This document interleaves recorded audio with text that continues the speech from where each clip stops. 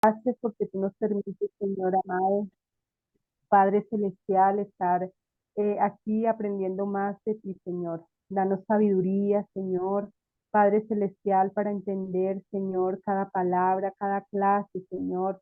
Padre, que tú nos das a través del Pastor Humberto, Señor. Padre, que seas tú, Señor amado, dándonos esa sabiduría, Señor, para entender, para poner en práctica, para estudiar día a día, Señor. Te adoramos, te bendecimos, Señor, y dejamos, Señor, esta clase en tus manos y que seas tú, amado Padre Celestial, en medio de nosotros, Espíritu Santo, porque tú eres el que nos capacita, el que nos enseña, el que nos guía, Señor. En el nombre de Cristo, Señor. Amén y amén. Amén. Bueno, Iván como que se fue a repartir dulces porque no volvió. Bueno, listo, bienvenidos. Gracias por estar esta noche. ¿Cómo les fue con la lectura de Ruth? ¿Cómo les pareció? Bueno, espérenme, antes de hablar de Ruth, antes de hablar de Ruth, me gustaría preguntarles, ¿todos pudieron terminar de leer el libro de los jueces? ¿O a alguno le hizo falta? La verdad, frescos.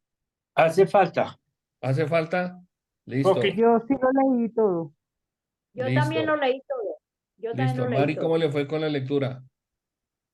También le hace falta. La verdad sí pasa. Bueno, estás afónica. Harto estaba bien, la gripadita. Ah, caramba. Bueno, ¿por qué les pregunto de jueces? Porque para poder entender un poquito el contexto de Ruth, necesitamos mirar algo de los jueces, ¿no? Entonces ahí como para que lo vayan teniendo en cuenta.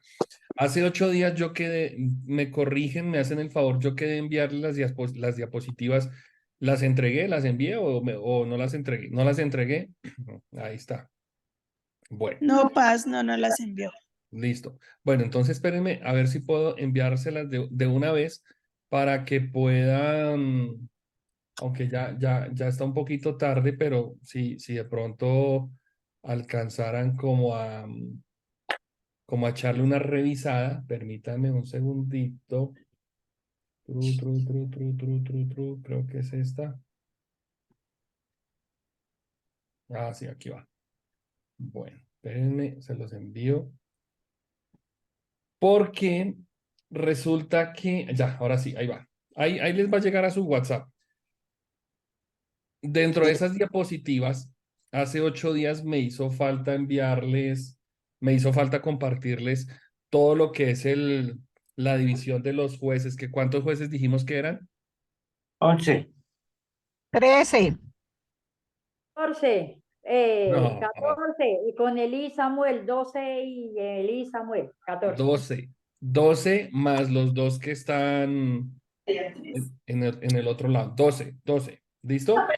Entonces, eh, la idea, O sea, espérenme, pastor, en sí son 12, sin son contar 12, del libro de los jueces son 12, a... Ok.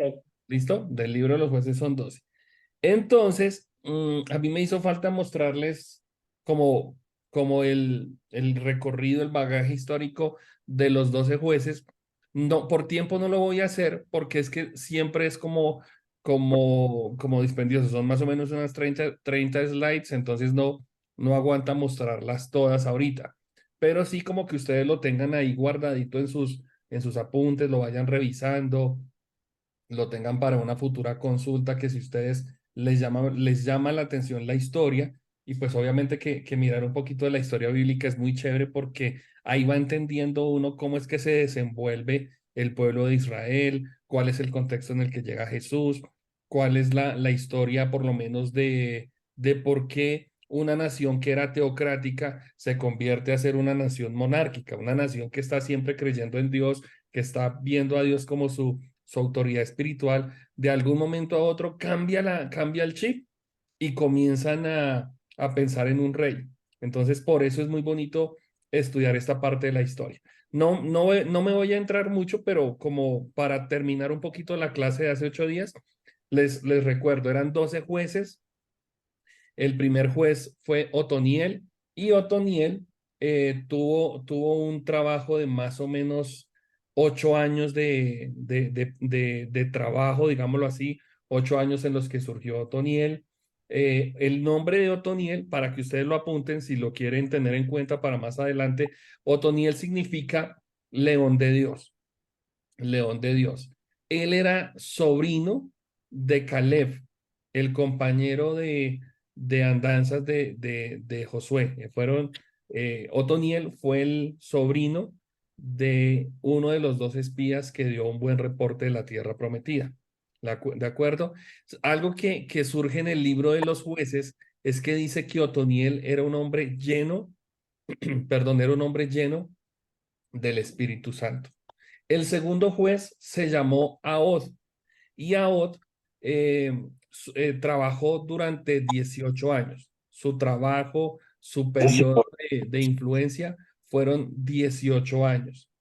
Y fue un hombre que marcó la diferencia totalmente porque cuando él llamémoslo reinó, cuando él reina, aunque no fue rey, gobernó, dejémoslo en la palabra gobernar. Cuando él gobierna, produce 80 años de paz para el pueblo.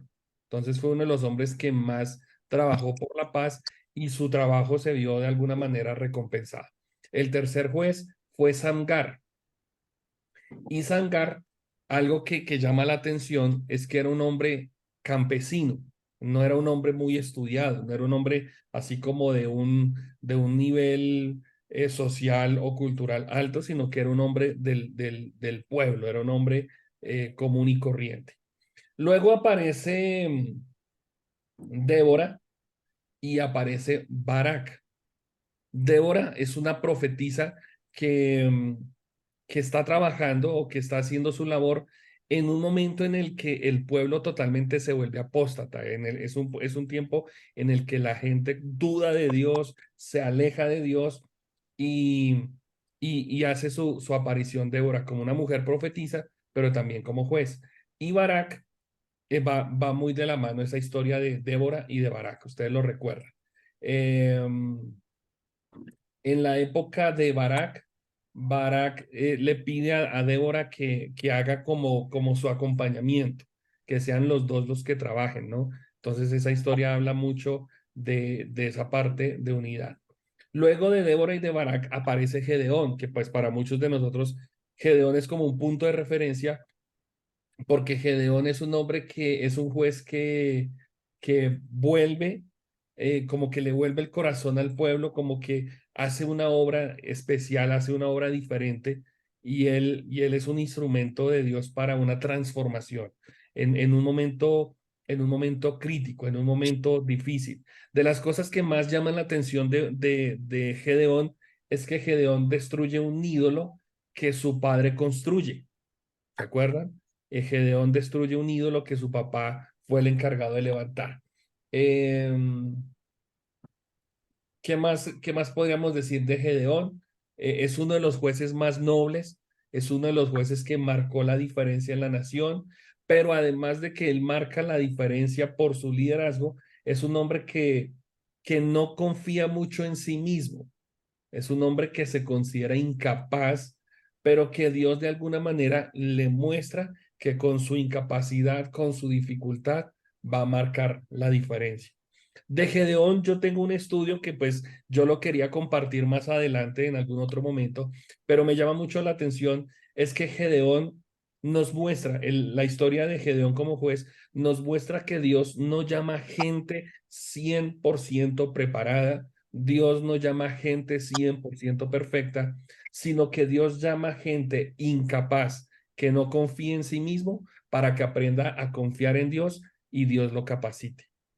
Entonces, muchas veces uno podría llegar a pensar que nosotros para servir a Dios, para predicar, para cantar, para hacer un trabajo de liderazgo dentro o fuera de la iglesia, necesitamos ser súper preparados, necesitamos ser los más sabios. No, sencillamente no es así, porque en muchas ocasiones Dios atiende es al humilde, Dios capacita al incapaz. Y de eso pues podríamos escuchar muchísimas historias entre nosotros. ¿Listo? Luego de Gedeón hay otra historia muy bonita que es la historia del sexto juez, Abimelec.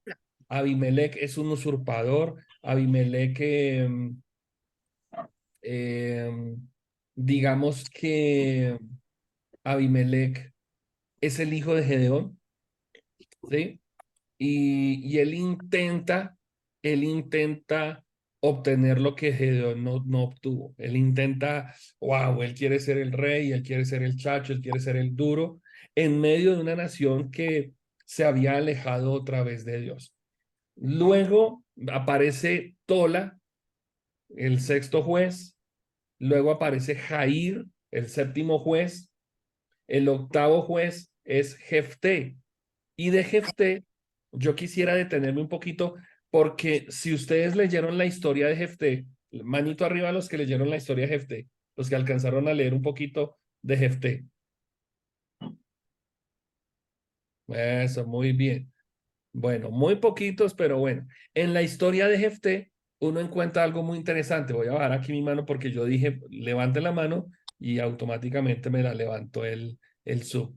Con Jefté ocurre algo muy interesante y es que, ¿se acuerdan que Jefté ofreció a su hija? Si leyeron la historia de Jefté, Jefté ofrece a su hija. Entonces muchas personas dijeron, bueno, o muchas personas dicen, Jefté pudo ofrecer a su hija en dos direcciones, en dos vías.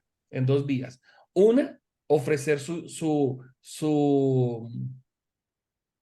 me fue el término, por Dios, se me fue el término, como un sacrificio, como un sacrificio. Ofreció a su hija para sacrificarla. O el segundo punto es que, o la segunda opción es que Jefté ofrece a su hija, ofrece su virginidad, ofrece la pureza de esta niña, ofrece la pureza de su pequeña.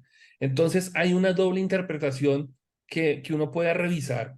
La primera es que Jefté no mató a su hija como una ofrenda para Dios, sino que la entregó como un sacrificio, la entregó como un sacrificio pero me cambio la palabra sacrificio porque me va a chocar. Jefté ofrece a su hija como una ofrenda de servicio. Ella va a servir. Esa es una interpretación. La segunda interpretación es que sí la ofrece como un sacrificio. O sea, se la entrega a Dios, sacrifica, mata a su hija, le entrega su vida para que, como una ofrenda a Dios. Ambas interpretaciones uno podría sacar cosas buenas y cosas negativas, porque entonces pensaríamos, me acuerdo que cuando ustedes leyeron Josué, estábamos viendo mucho sacrificio, mucha muerte. Entonces aquí un juez como que entrega a su hija para que muera. Es un concepto válido. El otro concepto es entrega a su hija como una ofrenda de servicio. No que la asesina, no que la mata, no que le quita la vida, sino que la entrega como algo de, de, de, de, de que le valga a Dios, algo con lo que marque la diferencia. Esa es una historia de Josué y ahí uno podría como estudiarla un poquito más, doña Ingrid.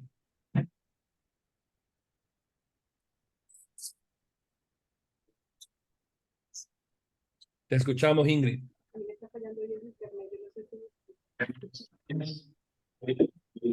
Pasa, es que cuando tú dices ahí del sacrificio, No te escucho. Háblanos un poquito más fuerte porque no te escuchamos bien. cuando ven, ¿ya me escuchas? ¿Me No escuchas, Paz? mucho.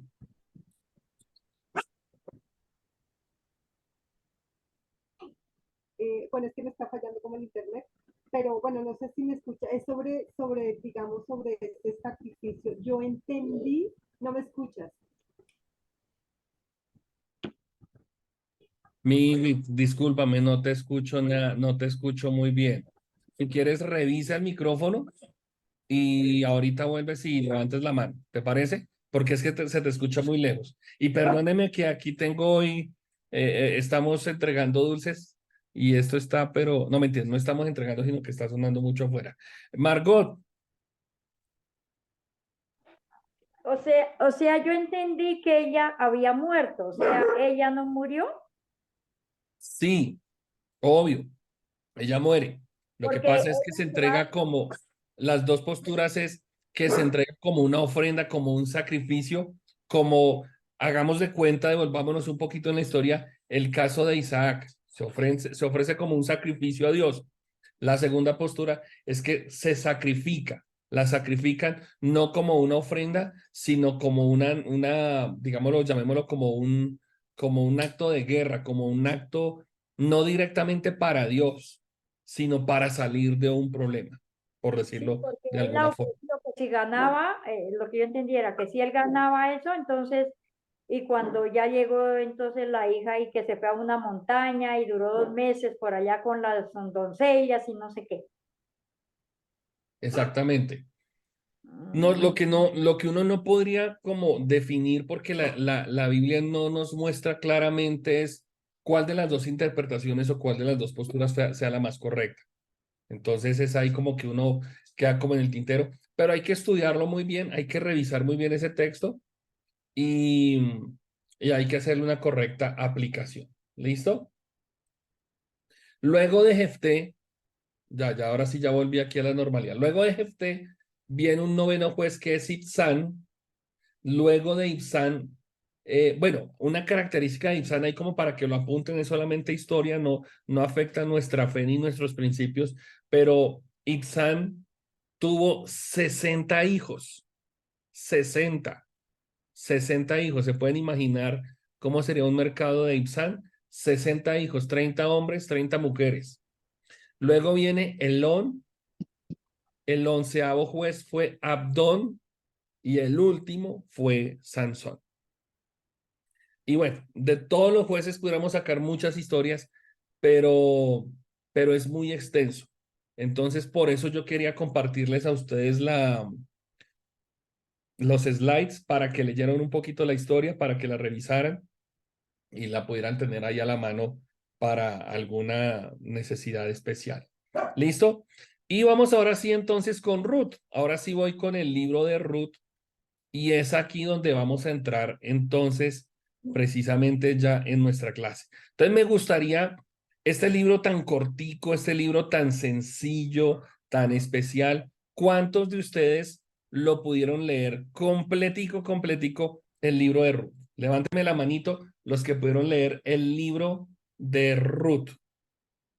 Levánteme la mano. 1, 2, 3. Lida 4, ok, muy bien, perfecto, muy bien. Algo que ustedes me puedan hablar, me puedan compartir del libro de Ruth. Entonces quiero escucharlos, quiero escuchar sus historias, quiero que me compartan un poquito acerca de Ruth. Entonces comienzo con Edgar que levantó la mano.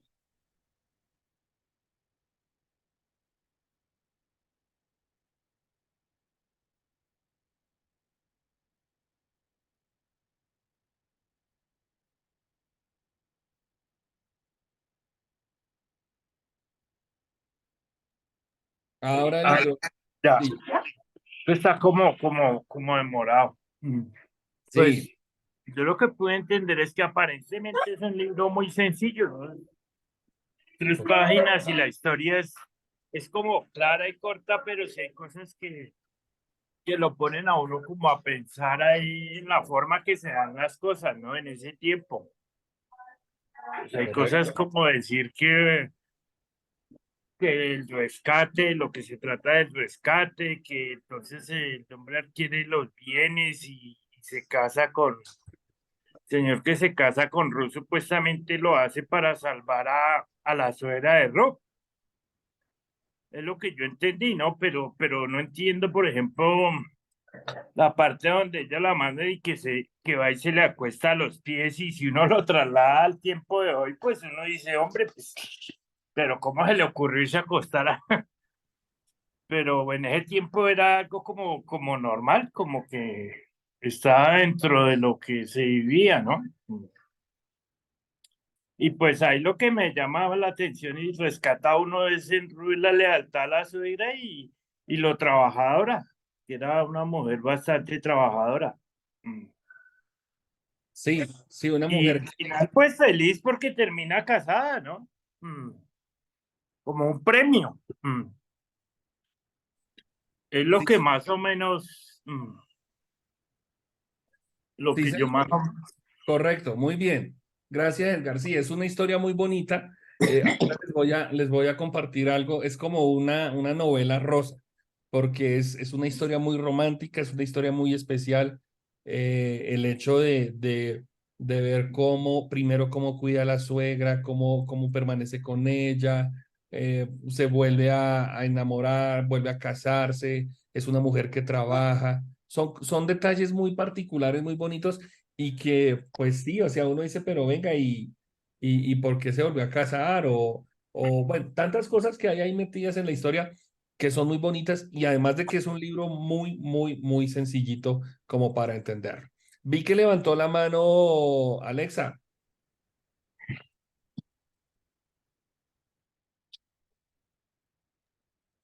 Sí, buenas noches. Lo que pasa es que cuando Edgar habla de la mujer que se eh, postra pues a los pies, es porque finalmente en esa época las mujeres eran, se me fue la palabra ahora, pero pues a las mujeres las trataban súper feo y eran súper, las denigraban. Entonces por eso hacían que la mujer tuviera esos comportamientos como de tanta sumisión, ¿no? Sí, también. Pero además de que, digamos que se denigraba un poquito no, se denigraba a la mujer, ella reconocía la autoridad. Es lo interesante. Permítame un segundo. Permítame que creo que esas no son dulces, sino creo que es mi esposa. Permítame un segundo.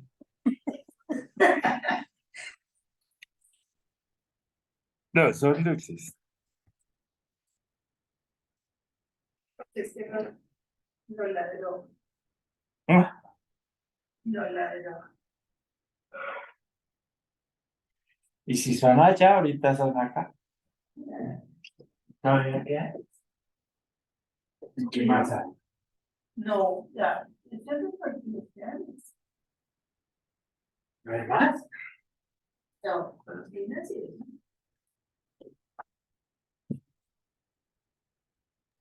Ya, no, no eran los dulces, era Cielo. Cielo me trajo los dulces. Bueno, entonces volvemos al asunto.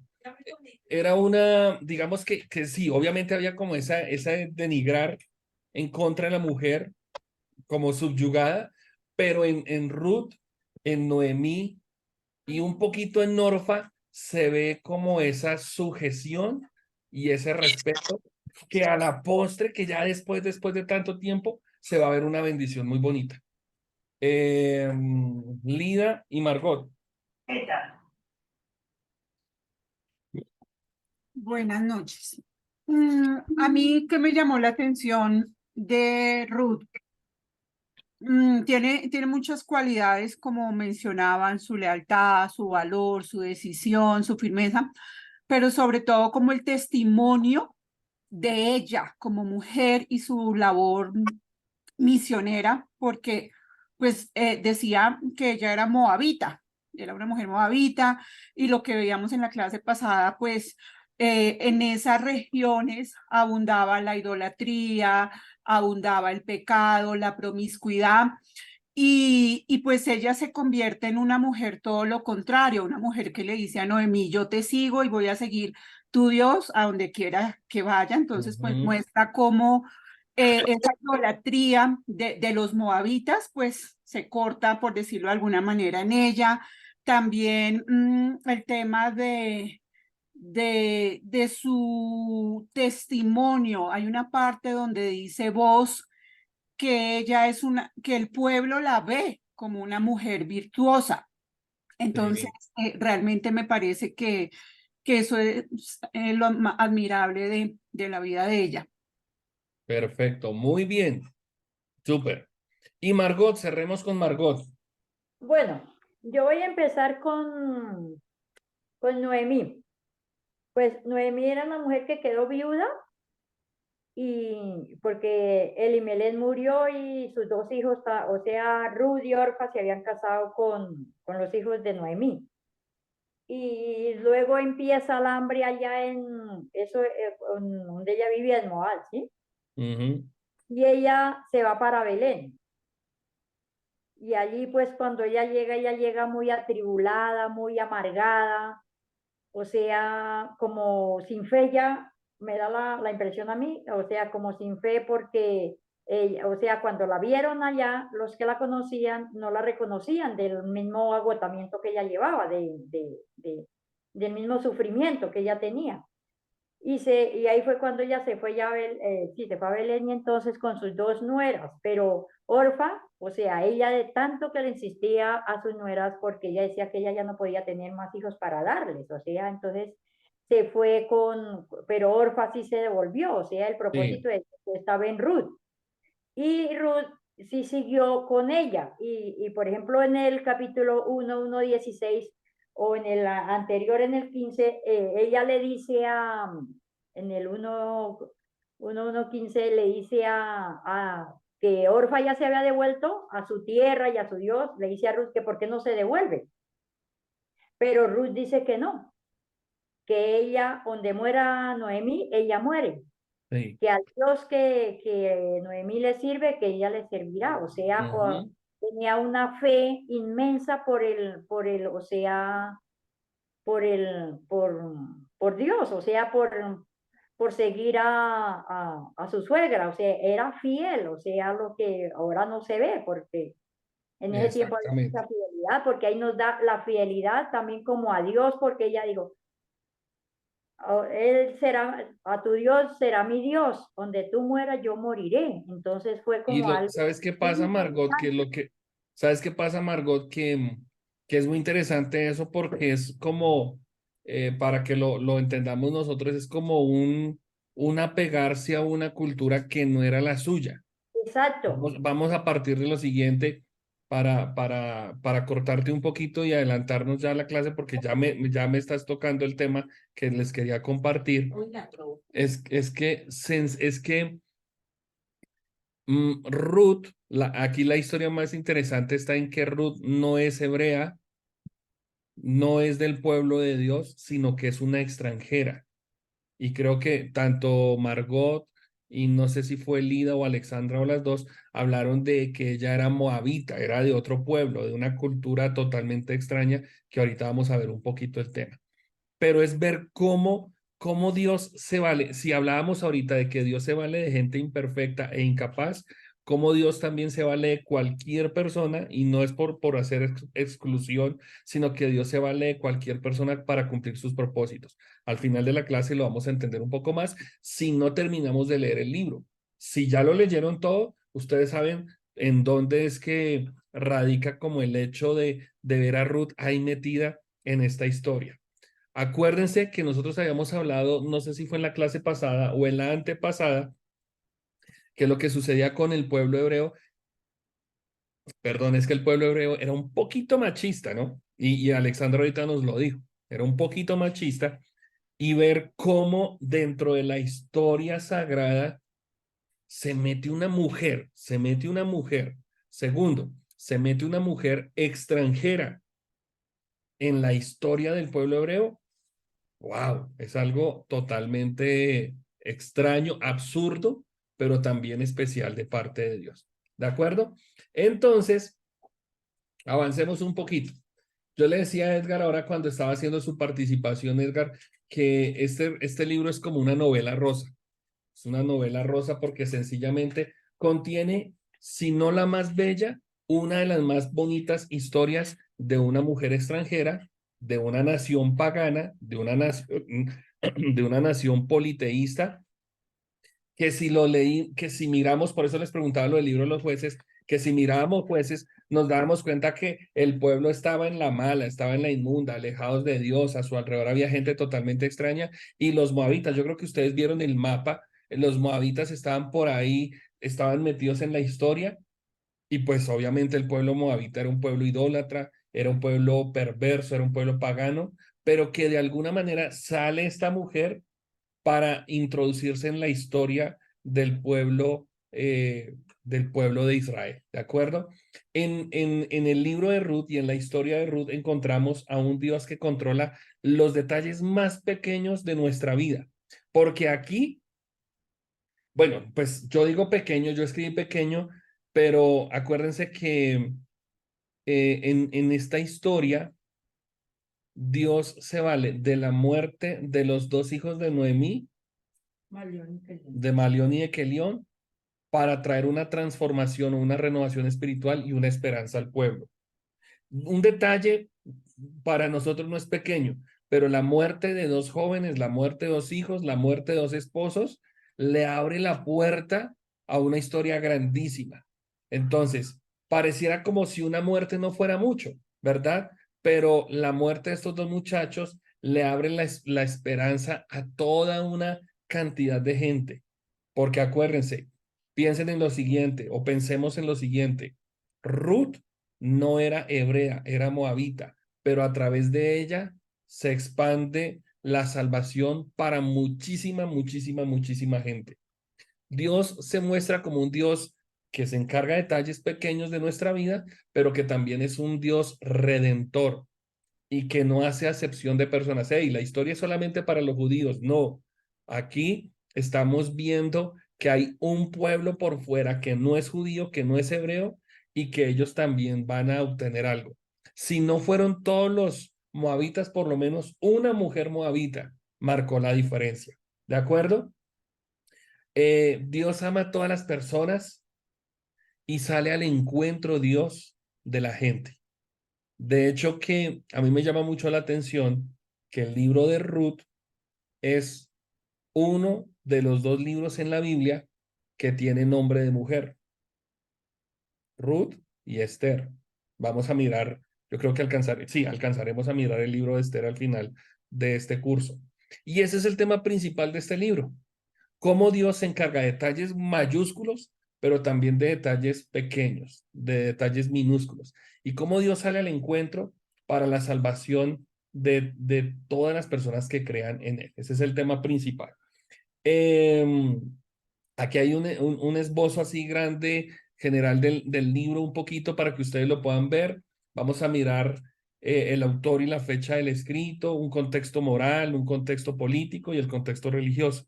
Y el bosquejo del libro, pues yo aquí sí no les dije que hicieran bosquejo porque es que el bosquejo es muy pequeño, es un bosquejo muy minúsculo. Creo que ahorita Edgar Edgar lo que hizo fue con su explicación nos redujo el bosquejo. Es una historia pequeña, es una historia donde se habla de una mujer, de la historia de la mujer, la determinación que ella tiene, la decisión que ella toma, los derechos que ella tiene y la recompensa que va a recibir. Es una historia breve, son 4 capítulos, son 20 minutos de lectura para nosotros, pero que hablan de una manera muy especial de la historia de esta mujer. Del autor podríamos decir, yo no sé si ustedes piensan otra cosa, pero en el libro de Pablo Hoff nos ratifica que el escritor muy probablemente haya sido Samuel. ¿De acuerdo? Yo creo que en eso no tenemos ningún pleito. Cuando vimos al comienzo del curso la línea del tiempo, en la línea del tiempo se nos cruza Samuel, el profeta Samuel, se nos cruza el rey David, se nos cruzan algunos hechos y mirando un poquito esta historia, ustedes se van a dar cuenta que también se cruza con las historias, por lo menos con la historia de Gedeón.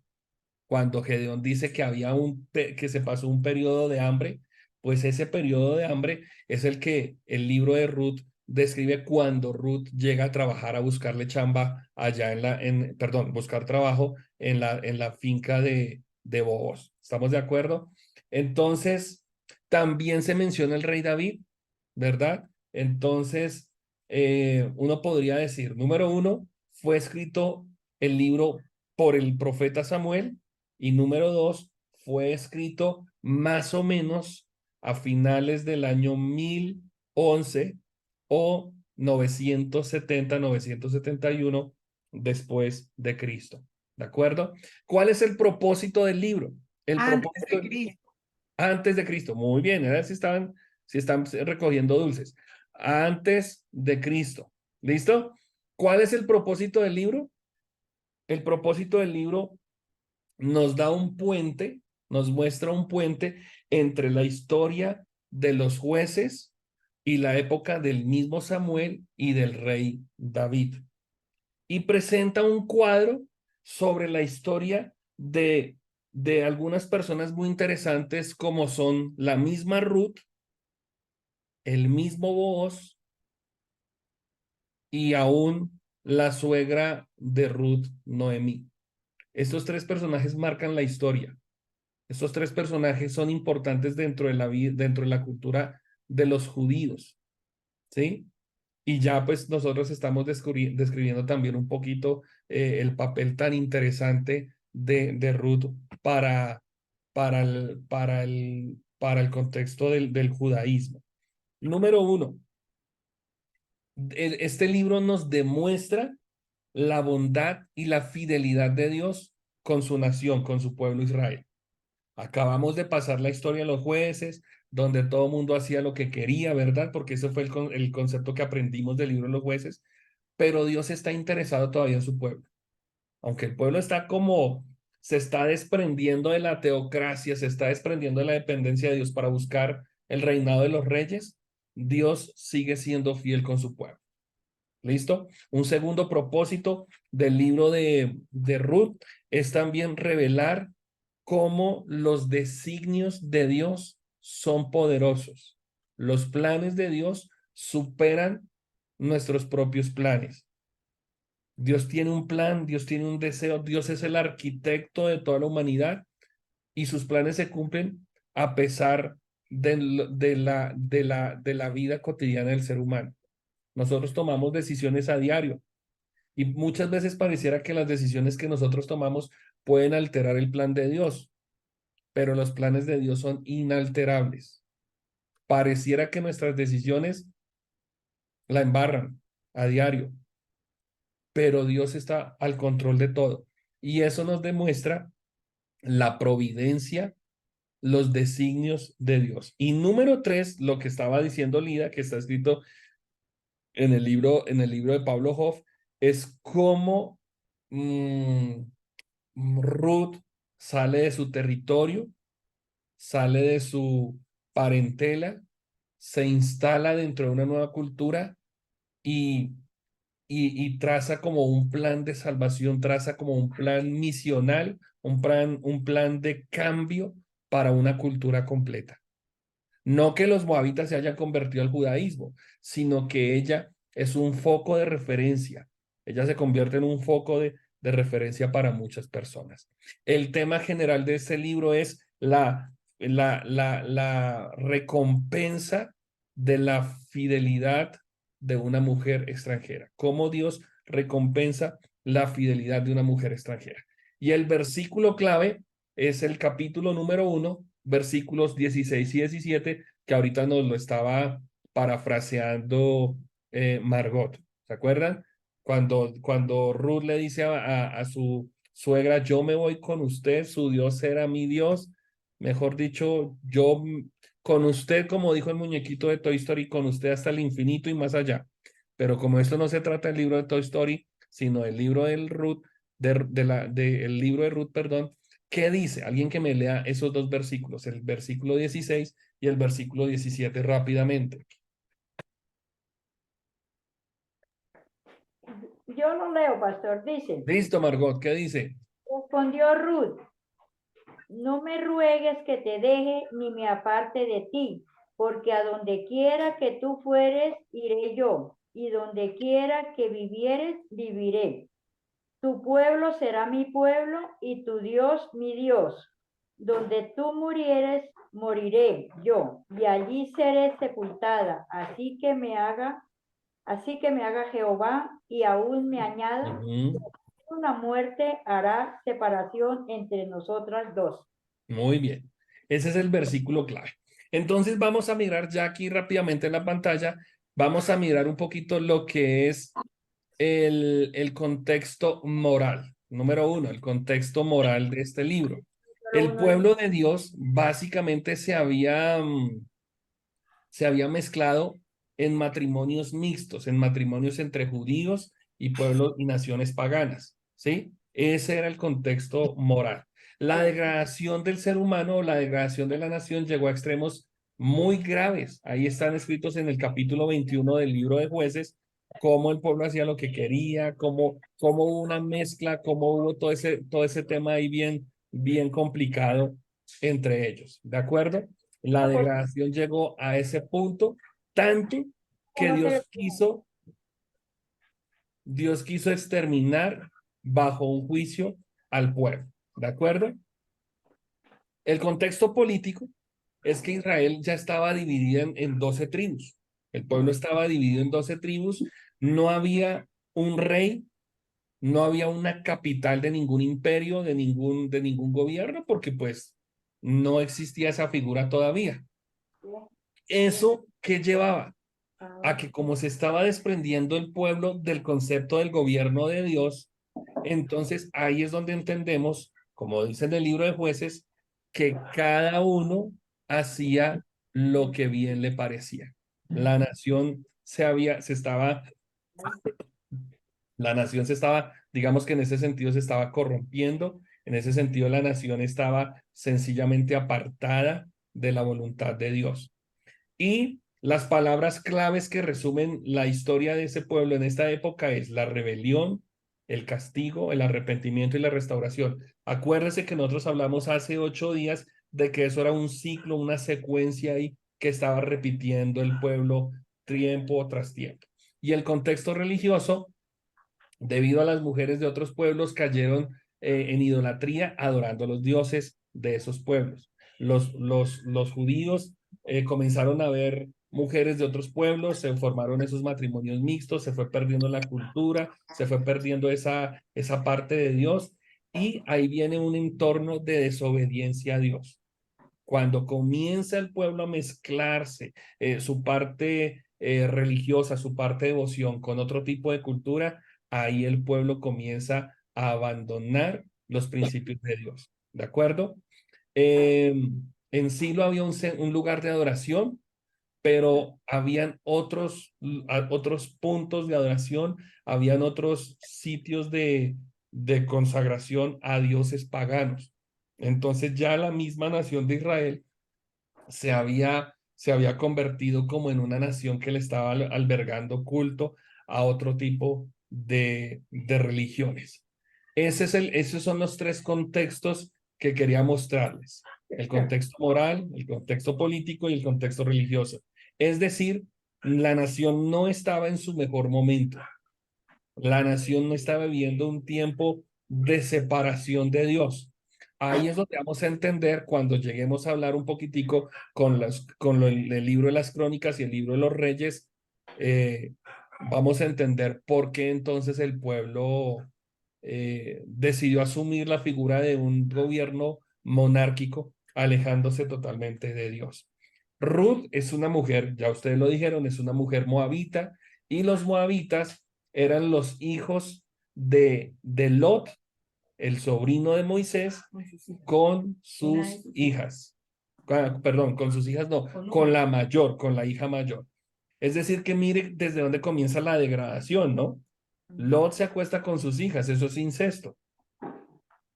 Y de allí comienza como ese desorden, comienza como esa dificultad. Moab significa la simiente del padre. ¿Eso qué muestra? Que los moabitas eran un pueblo así como soberbio, era un pueblo orgulloso, porque entonces de la hija de Lot se creyeron, pues mira, mi mamá tuvo la valentía de acostarse con su papá y somos los más tesos, los más, ¿sí? Entonces eso deja ver un poquito la soberbia de los moabitas. Y fue un pueblo ingenioso porque de alguna manera se las arregló para poder llevar al pueblo de Dios, al pueblo hebreo, a alejarse de Dios. O sea, envolvieron al pueblo para sacarlo del plan divino. ¿De acuerdo? ¿Me hago entender? Era un pueblo que estaba buscando a Dios, pero que se dejó engañar, se dejó, como decimos nosotros, se dejó engatusar por una cantidad de circunstancias por ahí bien complicadas. Entonces, como el pueblo moabita indujo al pueblo de Israel a maldecir a Dios, a ser maldecido, y no lo lograron, entonces lo que hicieron fue atacar a través de los ojos, de lo que el hombre ve. ¿Ustedes se acuerdan que que por allá en el Nuevo Testamento dice que todo entra por los ojos. De lo que ven los ojos del hombre, empiezan las malas circunstancias. Entonces, como no se pudo dañar esa parte, digámoslo, de tanta devoción, entonces lo que hicieron fue engañar a través de la inmoralidad sexual. ¿De acuerdo? Y eso hace que los moabitas sean una nación, como dice ahí en el slide, sea una nación que se excluye del plan de Dios. De ese pueblo es de donde sale Ruth. ¿De acuerdo? Y al que Elimelec, el esposo de Noemí, emigró en busca de alimento y de bienestar. ¿Estamos de acuerdo? Fueron excluidos hasta la 10ª generación. Fueron excluidos hasta la 10ª generación. Muy bien, perfecto. ¿Qué significa Elimelec? Significa mi Dios es rey. Mi Dios es rey. Elimelec y su esposa Noemí, que tiene un nombre muy lindo, Noemí significa amable, dulce o placentera. Ellos con sus 2 hijos deciden partir hacia Moab. O sea, se van a una nación pagana porque había hambre. Entonces ellos salen de su entorno para ir a buscar provisión. Pero ¿qué sucede? Que Elimelec muere, ¿verdad? Perdón, Elimelec no, los hijos de Elimelec mueren. Él también murió. Bueno, también muere. Elimelec, el esposo de Noemí, ya, ahora sí, el esposo de Noemí muere. Noemí se queda con sus 2 hijos, pero más adelante los hijos también van a morir. También muere. Cuando los hijos se casan con Ruth, se casan con Orfa, y entonces ya esta nueva generación, digámoslo así, ya avanza en el propósito, pero ustedes ya saben cómo se desenvuelve la circunstancia. Hasta aquí yo quise dejar esta primera parte para entender esta aplicación. Número 1, como creyentes, nosotros debemos siempre buscar a Dios. ¿De acuerdo? Que todas nuestras decisiones sean unas decisiones basadas en nuestra relación con Dios. Nosotros no podemos ser anárquicos. Nosotros no podemos decir que nos gobernamos a nosotros mismos. Obviamente que nosotros aquí en el contexto en el que estamos tenemos un gobierno. ¿Qué pasaría si ustedes y yo nos rebelamos al presidente o al alcalde recién elegido? Vamos a tener serios problemas. ¿Qué pasa si nosotros nos alejamos de Dios? Mire lo que sucede con las naciones en la época de jueces, con la nación de Israel en la época de jueces. Vivían bajo la sombrilla de Dios, pero ahí se cumple ese versículo que dice, este pueblo de labios me honra, porque su corazón está lejos de mí. Eso era lo que estaba pasando en la época de los jueces. Y bajo ese entorno es bajo el que llega a aparecer la historia de Ruth. Entonces, ojo, nosotros siempre como creyentes debemos tener a Dios en nuestra prioridad. ¿Se acuerda que Jesús ratifica la ley de Moisés cuando le preguntan a Jesús, ¿cuál es el primer y más grande mandamiento? El más grande mandamiento es que vas a amar a Dios, al Señor tu Dios con todo tu corazón, con toda tu alma, con toda tu mente y con todas tus fuerzas. Y el segundo mandamiento es semejante, ame a su prójimo, como se ama a usted mismo.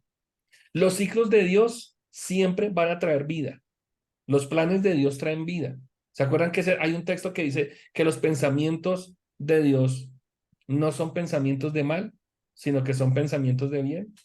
Aquí pareciera, cuando uno está leyendo la historia, uno pareciera, no, qué embarrada. O sea, el pueblo, Elimelec y Noemí, judíos, pasan por una época de hambre y van y se van a una nación pagana y allá Elimelec muere, se mueren los hijos de Noemí. Entonces como que uno dice, oiga, pero ¿por qué nosotros sufrimos? Y uno podría decir, ¿nosotros también sufrimos? ¿Nosotros también pasamos por crisis? Por supuesto, pero los planes de Dios van a ser superiores a los nuestros. Dios no rebaja sus propias medidas para acomodarse a las nuestras. Dios es santo, recto y justo. Y los planes de Dios para nosotros son buenos. Y además, algo que me llama la atención en esta historia, y tiene un poquito de parecido, no sé si ustedes lo perciben, tiene un poquito de parecido con la historia de Israel cuando llega a Egipto. Se apareciera como que en Egipto, mejor dicho, los acabaron y los esclavizaron, pero Dios tenía un propósito, ¿de acuerdo? Aquí sucede lo mismo. Dios no necesita la ayuda de nosotros, sino que Dios lo que espera es que confiemos en Él. ¿Estamos de acuerdo? Aunque pasemos por situaciones difíciles, pero algo Dios tiene planeado. No importa si nos gusta, no importa lo espectacular que sean las cosas que nosotros veamos, lo que nos guste o lo que nos encante en nuestra vida, si eso nos separa de Dios, vamos a tener graves problemas. O sea, puede que a usted le guste hacer algo, puede que a mí me encante, puede que las cosas, las decisiones que hoy tomemos sean buenas, pero en muchas ocasiones las decisiones que tomamos nos pueden apartar de Dios y debemos tener mucho cuidado con eso. Nosotros no somos jueces, sino que somos servidores de Dios y donde quiera que estemos, somos llamados a servir. No ver solamente el problema, no ver solamente la crisis. Ahora viene a mi mente, yo sé que aquí en clase está José y no sé quién más viene de Venezuela, creo que Miche, pero Michi no está ahorita en clase, pero yo miraba cuando comenzó a suceder toda la problemática en Venezuela, mucha gente se quedó y con todo y dificultades comenzaron a adorar a Dios. Y en estos días estaba viendo cómo dos eventos cristianos tuvieron sede en Venezuela y es la cantidad de gente buscando al Señor. Y uno podría decir, oiga, pero ¿será que es que tenemos que juzgar al presidente? ¿Será que tenemos que pensar mal? No, Dios permite algunas circunstancias para que nosotros, donde quiera que estemos, sirvamos a Dios. No quiere decir que los que están aquí están mal, no, bien, chévere, y ojalá que ni se vayan. Pero también los que están allá sirviendo, los que están allá buscando a Dios, lo están haciendo bajo un propósito. Entonces, yo dejé estas dos preguntas. ¿Dónde nos quiere a nosotros el Señor?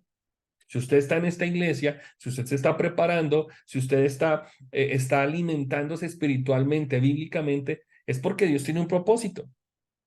¿O usted es de los que se va a preparar acá y se va a ir a servir a otro lado? ¿Usted es de los que se prepara acá para después quedarse ahí como, digo yo, como un cabezón lleno de conocimiento y sin acción? No, hay que hacer algo. Yo me preparaba en el seminario bíblico por muchos años, ahorita estoy estudiando, estoy compartiendo con ustedes. Yo cuando estudio para darles clase a ustedes, yo estudio también para enriquecerme, pero no quiere decir que yo lo que estoy haciendo ahorita es como para llenarme yo de conocimiento y llenarlos a ustedes de conocimiento, sino para que lo que tengamos nosotros lo podamos poner al servicio en otros lugares. ¿Estamos de acuerdo con eso? Y que nada nunca nos mueva de la voluntad de Dios. La bendición más grande es que podamos entender que estamos en el centro de su voluntad. ¿Listo? Esa es la primera aplicación que quería compartir con ustedes. ¿Qué opinan al respecto? Hasta este punto. No nos vayamos más adelante. Hasta esta parte de la historia.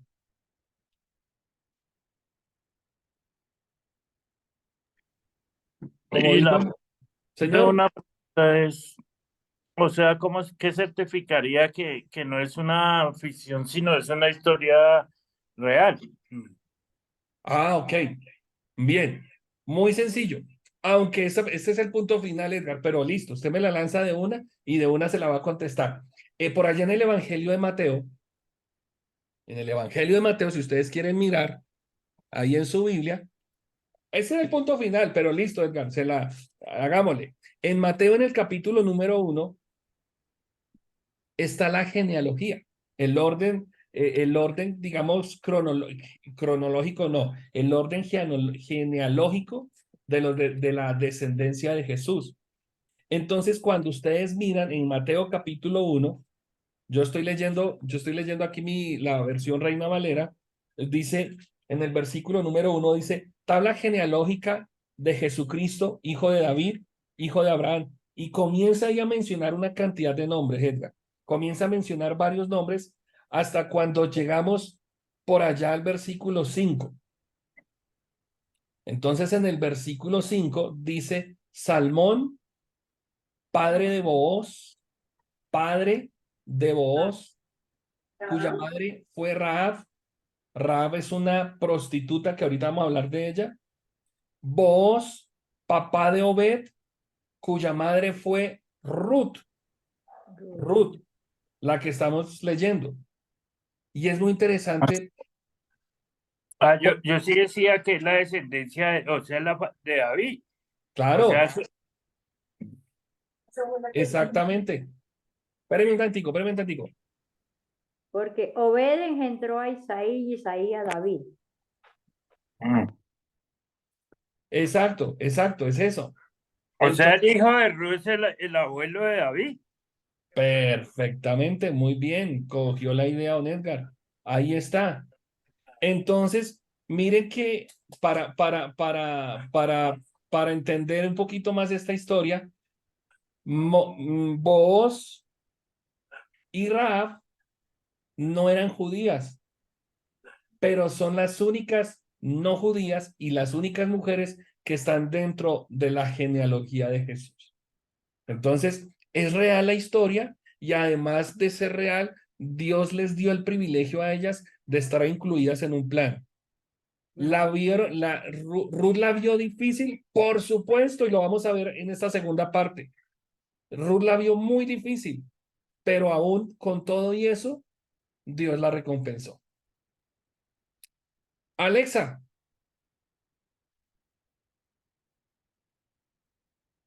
abre el micrófono.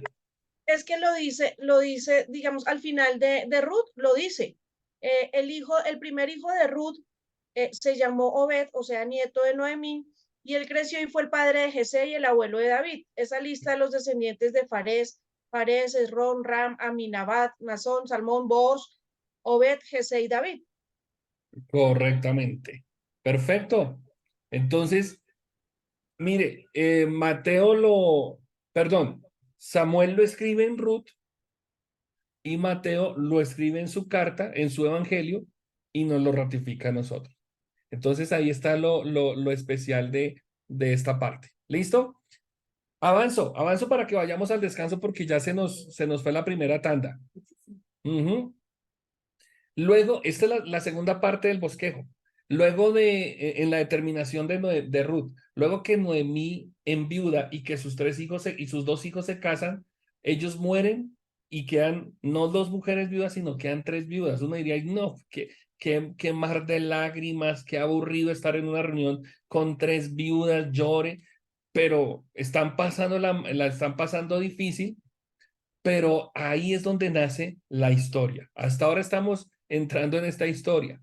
Entonces, ¿qué es lo que hace? Noemí quiere regresar a su tierra porque había escuchado en el campo de Moab que Dios había visitado de nuevo al pueblo. O sea, estaban en una época, acuérdense, se fueron en una crisis, ahora ella ya escuchó que la nación como que está recuperando, como que se está otra vez, que cayó Maduro, que cayó Chávez, que cayó Petro, entonces vamos porque están gobernando otra vez gente buena, nos vamos para allá. Las nueras deciden acompañarla, ¿de acuerdo? Las nueras dicen, bueno, nos vamos, suegrita, nos vamos con su merced. Noemí destaca por ser una mujer piadosa y ella no pensaba solo en ella misma. Ella lo que hace es le dice a sus nueras que tranquilas, que hasta aquí llega la historia, que cada uno coja para su lado y que se devuelvan a donde sus papás. ¿De acuerdo? Orfa le hace caso a la suegra. Orfa dice, listo, está bien, me voy. Pero Ruth le dice, no, yo me voy con usted. Y ahí se ve la parte rosa del primer capítulo rosa, el beso, el abrazo, las lágrimas, etcétera, y etcétera. Y es ahí donde está el verso clave de la historia que ya lo leyó ahorita Margot. Noemí se da cuenta que Ruth está segura, que está totalmente decidida y que no la puede persuadir. Entonces, listo, dice, nos vamos, su merced pero Ruth conmigo, nos vamos, dejemos que Orfa se vaya y chao. Entonces, continuemos nosotros la historia. Pensemos un poquito en Noemí, rápidamente. Mire estos puntos que tengo aquí presentes, estos primeros puntos. Noemí había abandonado la tierra que Dios le había dado haciéndole caso a su esposo para ir a Moab, a una tierra extranjera, para buscar provisión. ¿Qué sucede?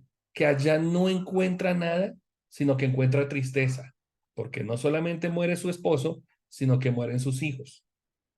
Entonces uno podría decir, oiga, ¿será que se equivocó? ¿Será que se equivocó el esposo Elimelech? ¿Será que la embarró? Yo no creo que la haya embarrado. Muchas veces nosotros tomamos decisiones que parecieran ser errores, pero hacen parte de propósitos. Ahora, yo no, obviamente, como lo veíamos en la aplicación anterior, yo no podría decirles a ustedes, Elimelech tomó una mala decisión y nosotros vamos a juzgar a Elimelech. Nosotros no podemos ser jueces. Lo que debemos tener es como la intimidad con Dios para poder aprender a tomar decisiones. Esto lo decimos nosotros ya que leemos la Biblia, que conocemos un poco la historia, pero no sé si seguramente Elimelech y Noemí hubieran orado, no sé cómo habrá sido el tema, pero la historia a nosotros nos deja ver que no podemos juzgarlos, pero sí debemos entender que esa decisión que ellos tomaron hacía parte de un propósito. Que en el propósito hubo llanto, que en el propósito hubo duelo, que en el propósito hubo situaciones difíciles, sí. Pero miren ustedes que después de toda esa crisis, Dios trata a Noemí para mostrarle cuál era la realidad de la circunstancia y que ella ya no estaba sola, que ella ahora era con su nuera y que tal vez por la voluntad de Noemí, ella hubiera querido quedarse sola. Váyase. Y creo que es lo que muchos de nosotros, no váyase usted, váyase, váyase. Pero seguramente la otra mujer, Ruth, movida a misericordia, se queda con Noemí y eso hace parte de la bendición para Noemí. Cuando Noemí llega a su tierra, la gente se conmueve al ver que Noemí regresa ya sin esposo, sin hijos, pero con una mujer extranjera, con una mujer extraña. Y ahora no podíamos decir nosotros que iban a mirar mal a Ruth, porque ya seguramente había como una mezcla de culturas allá en el pueblo de Israel, ¿verdad? Entonces, una moabita más, no importa. Ella toma una decisión y es que se cambia su nombre. Entonces ya no es Noemí, la agraciada, la dulce que habíamos visto anteriormente, sino que se cambia a un nombre totalmente antónimo, contrario, amargura, dolor, duelo, tristeza. Entonces, Noemí, con el paso del tiempo, se da cuenta que es Dios quien ha estado al frente de toda la circunstancia de su vida. Dios permitió el momento bueno como el malo, el momento malo. Dios permitió la vida, la salud. Dios permitió los hijos. Dios permite el matrimonio. Como Dios permite la muerte de su esposo, como Dios permite la muerte de sus hijos y como Dios le permite regresar a ella en cero de nuevo a su tierra. Ella se da cuenta que llega ya por voluntad de Dios y que no llega en cualquier momento. ¿En qué momento llega Noemí? En el momento que comienza la siega de la cebada. Es decir, llega en el momento donde las cosas, como cuando dice uno, se está componiendo todo esto, se está componiendo. Entonces, imagínese, Noemí llega en el momento en que las cosas se están arreglando en su nación. Ingrid. Paz, yo quiero aportar algo ahí. Lo que pasa es que, digamos, aquí hasta donde tú vas, ¿sí?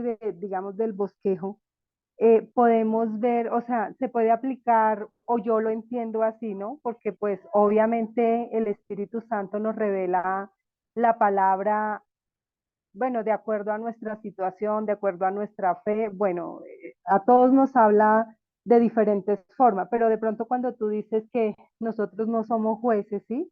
Solamente Dios sabrá y cuando estemos allá en una eternidad con Dios tendremos que preguntar tantas cosas de la palabra que no nos ha sido revelada. Pero de pronto yo pienso que, mira que al final aquí dice que llegó la ciega, ¿cierto? Que llegó la bendición, pasó la hambruna y llegó pues la bendición para el pueblo de Israel. Pero yo también de pronto siento que es el afán de pronto de ver que no hay comida, el afán de que aquí no vamos a hacer nada, que ya todo se acabó y no esperar realmente qué es lo que Dios tiene para nosotros, porque de pronto ahí también era una prueba, ¿sí? Y Dios se movió a misericordia, ¿sí? De todo esto y siento, bueno, yo lo siento así que,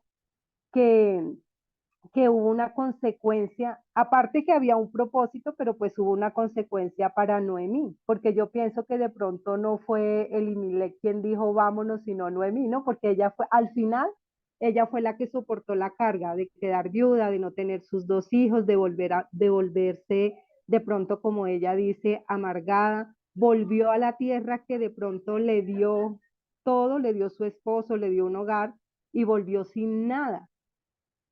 ¿A qué? A buscar de la bendición que Dios tenía para ella. Sí, Porque al total, final Dios la bendice está ahí en su tierra, no en Moab. exactamente. Es como si, como uno podría pensar, venga, pobre, pobre Noemí perdió todo. Noemí como que la embarró bueno, tal vez no Noemí, porque ella no fue la que tomó la decisión, el que tomó la decisión fue el marido y ella perdió todo. Pero por eso les decía a ustedes, y bien lo explicas tú, es cuando Dios se encarga de todos esos pequeños detalles, que para uno como que, ¿se acuerdan cuando en la historia en Génesis de José, la historia de José, que lo que ustedes hermanitos quisieron hacer para mal, Dios lo convirtió en bienestar? Uno podría decir, mire, la época de invierno, de dolor, de crisis que tuvo que vivir Noemí, el estar sola, el estar sin un marido, el estar cargando a dos viejas, perdóneme que lo diga así, dos viejas que no son sus hijas, quedar seguramente sin una mano adelante, perdón, con una mano adelante y con la otra atrás, como decimos nosotros, pero llega un momento en el que regresa y es ahí donde está la provisión. Dios se encarga de cualquier detalle, por pequeño que parezca, ¿verdad? Y es ver ahí la manifestación de Dios en esta historia. La historia de Noemí es nuestra propia historia. Aquí ya está mi segunda aplicación. Cuando nos apartamos del Señor. Uno piensa que uno puede tomar decisiones a la carrera, que yo puedo tomar decisiones en mi humanidad, en mi sabiduría, pero muchas veces nos damos cuenta que cuando tomamos decisiones sin consultar a Dios, somos necios. Cuando nosotros estamos lejos de Dios, Él nos busca y nos llama de alguna forma. Él busca cómo atraernos, Él busca cómo seducirnos de una o de otra forma. Hace unos días me regalaron una foto, me enviaron una foto de un joven que estudió conmigo en el Instituto Bíblico. Y el muchacho era un músico excelente, era un músico súper buenísimo, el man adoraba a Dios de una manera, y de un momento a otro el chino tomó la decisión de casarse, dejar el seminario, se apartó de Dios, comenzó a consumir sustancias, comenzó a meterse en el alcohol. Una vez lo encontramos con el pastor tomando cerveza al lado de la iglesia, es que el man era reconchudo, era loco ese man. Y bueno, mal, mal, mal. Y el chino terminó apartado de Dios, en la iglesia no lo quisieron ver más. Y bueno, en fin, etcétera, etcétera. Hace unos días me enviaron una foto de él en la que está otra vez en la iglesia, en la que está buscando al Señor, sin hogar, sin familia, sin la esposa lo botó, los hijos no lo quieren, pero está ahí otra vez como dice el cuento, vuelve el perro arrepentido, ¿verdad? Pero Dios de una u otra forma nos llama. Las circunstancias de la vida, Dios las utiliza para restaurarnos y para cuidarnos de una manera especial. Es la gracia de Jesús, es la gracia del Padre la que nos restaura, porque muchas veces nosotros en muchas ocasiones, y perdóneme que lo diga aquí, muchas veces nosotros como iglesia no tenemos un corazón de restauración, no lo tenemos. Si se tratara de nosotros juzgamos y criticamos a muchos, pero es Dios quien con sus bracitos abiertos nos busca, nos llama y mueve la historia para que volvamos a Él. ¿Listo? Mi pastora, rápidamente.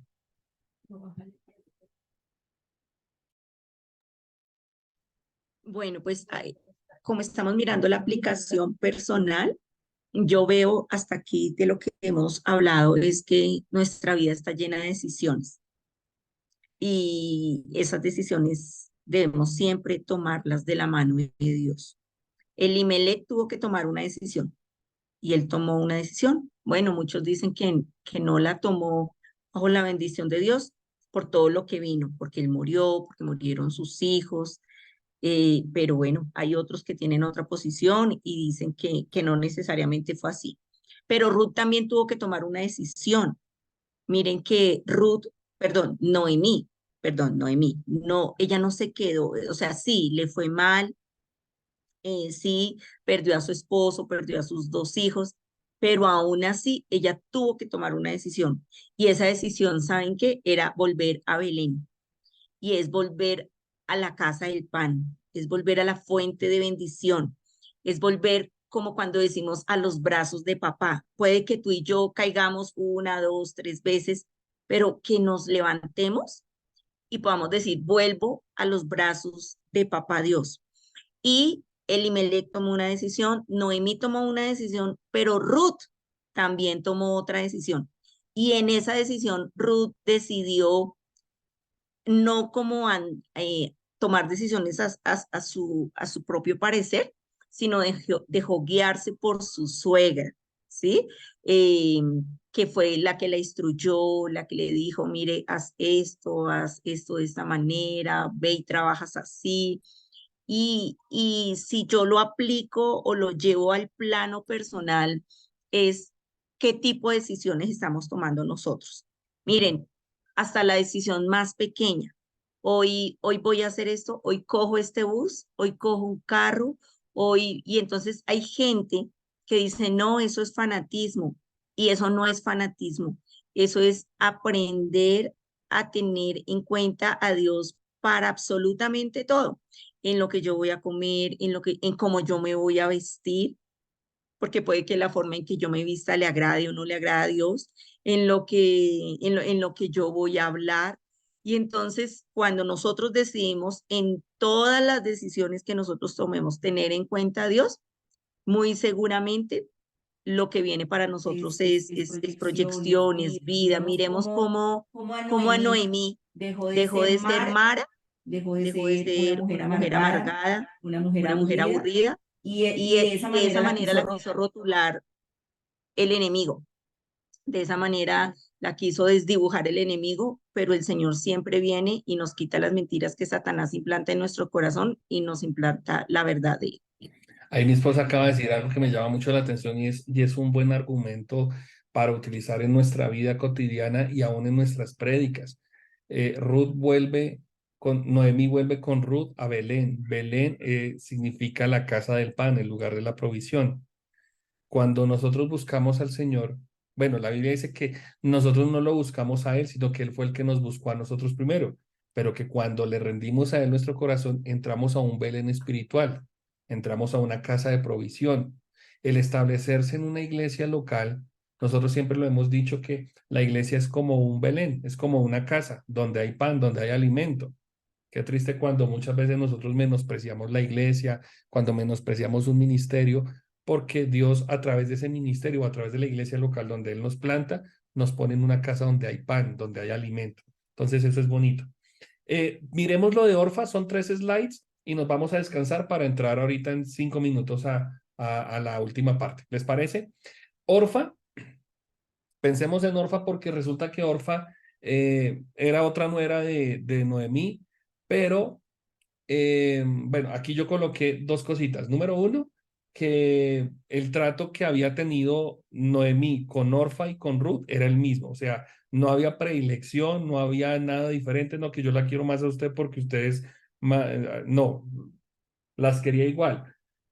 Y Orfa había también escuchado que Elimelech y Noemí eran hebreas que tenían una fe en Dios, pero su resultado fue totalmente diferente. Su punto de vista fue muy distinto al de Ruth.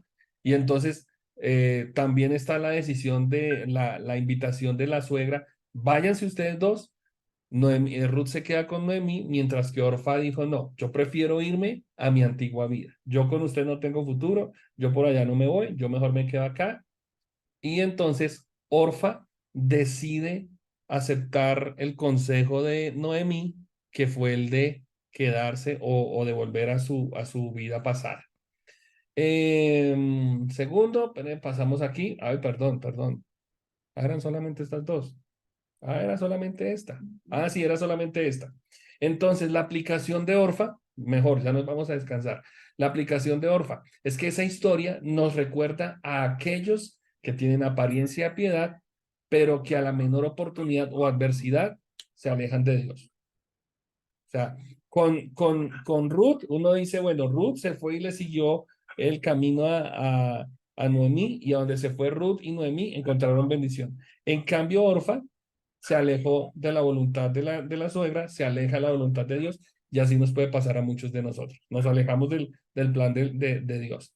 El cristianismo hoy día, mis queridos, no, yo siempre lo digo, y muchas veces lo digo tanto en matrimonios como en funerales. El cristianismo no es una cuestión de religión, sino es una cuestión de mantener una amistad, una comunión con Dios, y de mantenernos ligados a Él, tanto en las buenas como en las malas.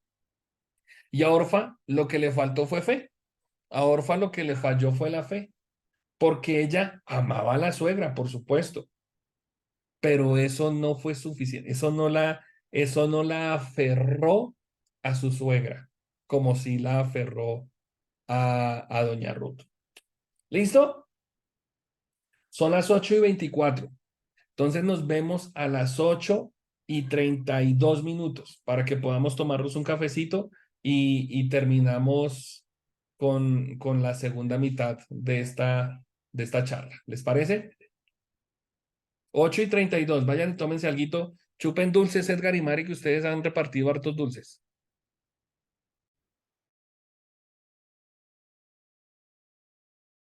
Queridos, entonces vamos a la segunda y última parte de estos slides. Entonces, no, ustedes no lo están viendo, perdónenme un segundito.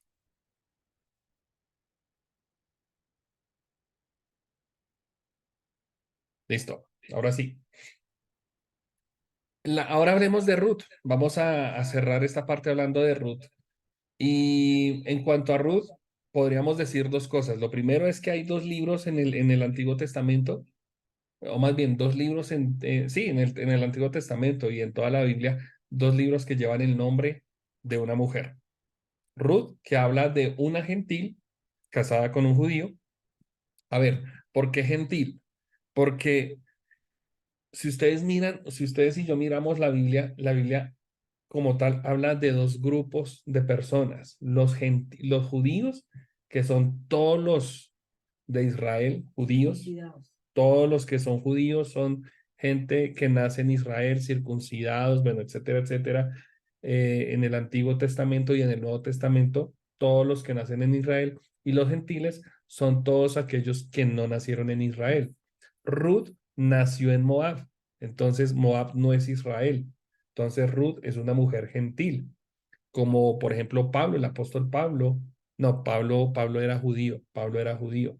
Pablo le predica a los no judíos, a los gentiles, ¿no? Y en el Antiguo Pablo Testamento, no era romano, no señora, Pablo nació en Tarso. judío. Ah, por eso. Sí, pero sí, él era judío, claro. Era a ver si Ingrid estaba prestando atención. Sí, dame cabeza ahí por hacerle la trampa al pastor. Muy Que bien, perseguía a los cristianos. exactamente. El libro de Ruth entonces es la historia de una mujer gentil que se casa con un judío, y el libro de Esther es la historia de una judía que se casa con un gentil. Al igual que Orfa, Ruth era la nuera de Noemí, había quedado viuda también muy joven, pero la decisión que ella tomó fue una decisión totalmente diferente, opuesta a la decisión que tomó Orfa. Ruth había conocido acerca de Dios por la familia con la que había emparentado. Ruth, acuérdense, Ruth, por eso les hice la claridad ahorita, Ruth era una mujer gentil, era una mujer no judía, pero que conoce de Dios por la familia de su esposo. Y ella rechaza a volver a su tierra. Y mire estas determinaciones tan bonitas que ella tomó. Yo dejé 5 determinaciones. La primera: no me ruegues que te deje, le dice a la suegra, ni me aparte de ti. Había una resolución basada en la fe, en la fe. Número 2, donde quiera que tú vayas, yo voy a estar contigo y donde quiera que tú vivas, yo voy a viviré. Había una seguridad. O sea, ella estaba segura en la fe, estaba segura de que iban a vivir, iban a estar estables en un lugar. Número 3, tu pueblo será mi pueblo, tu Dios será mi Dios. Había una comunión, o sea, esta mujer se había rendido ante Dios, era una mujer entregada a Dios por causa de su fe. Y 4, donde quiera que tú mueras, yo también moriré y voy a ser sepultada contigo. Eso me habla de una fidelidad de Ruth hacia su suegra. Y 5 y último, así me haga el Señor y aún me añada, que solo la muerte nos va a separar a nosotras dos. Entonces, esta mujer aprendió a depender en Dios, a depender de Él, perdón, a depender de Él. Nosotros lo que debemos tener en cuenta en la historia de Ruth es que ella toma esta decisión no quedándose con una mujer joven. Noemí seguramente ya era entrada en años, era una mujer ya viejita, era una mujer ya de edad, de recorrido, cansada, pero ella dice, yo me quedo con ella. Solo bajo el impacto de Dios, Ruth podía tomar esa decisión. ¿Quién se iba a quedar con una ancianita? ¿Quién se iba a quedar con una mujer ya entrada en años, hasta enferma seguramente? Volver a su tierra era la esperanza de rehacer su vida, pero volver con Ruth era una locura que solo se puede decidir bajo el camino de la fe. Y es que Ruth, más que andar con Noemí, lo que Ruth quería era caminar con el Dios de Noemí. Entonces uno podría pensar también, y no lo apunté aquí, pero lo debía tener en cuenta, es qué fue lo que vio Ruth en su esposo, en el hijo de Noemí, porque seguramente también lo que ella recibió de su esposo, que ya no estaba con ella, tuvo que haber sido impactante. ¿De acuerdo? Ese testimonio, aunque él ya estaba muerto, pero seguramente no es solamente, no es que solamente Ruth decide quedarse con Noemí porque sí o por su fe, sino porque la fe que tuvo su esposo impactó el corazón de Ruth. La semilla, exactamente. La semilla que sembró el esposo en el corazón de Ruth. ¿Qué aplicación podemos... ¿Están conmigo todavía? Es que yo ya no... Sí, están conmigo, ¿cierto? Ok, ok. Debemos aprender que nosotros vivimos es por fe, más no por vista. Amén. Toda decisión de nuestra vida, ojalá que siempre la tomemos no bajo el ojo de la razón, sino bajo la mirada de la fe. Tenemos que aprender, mis queridos hermanos y hermanitas que están aquí, es que somos hombres y mujeres consecuentes con la decisión que hemos tomado de seguir al Maestro. Jesús va delante de nosotros. Él es el que nos guía. Acuérdense el Salmo 23. Él es mi pastor, nada me falta. Él me guía por lugares de pastos delicados. Él conforta mi alma. Él me guía por sendas de justicia por amor de su nombre. Él es el que va adelante. Y es muy bonito, obviamente siglo XXI, pero la palabra no ha cambiado. Hoy nosotros todas las decisiones las tomamos basadas en los números, las cifras, las cuentas, y está bien, pero por encima de eso, somos personas que vivimos por fe.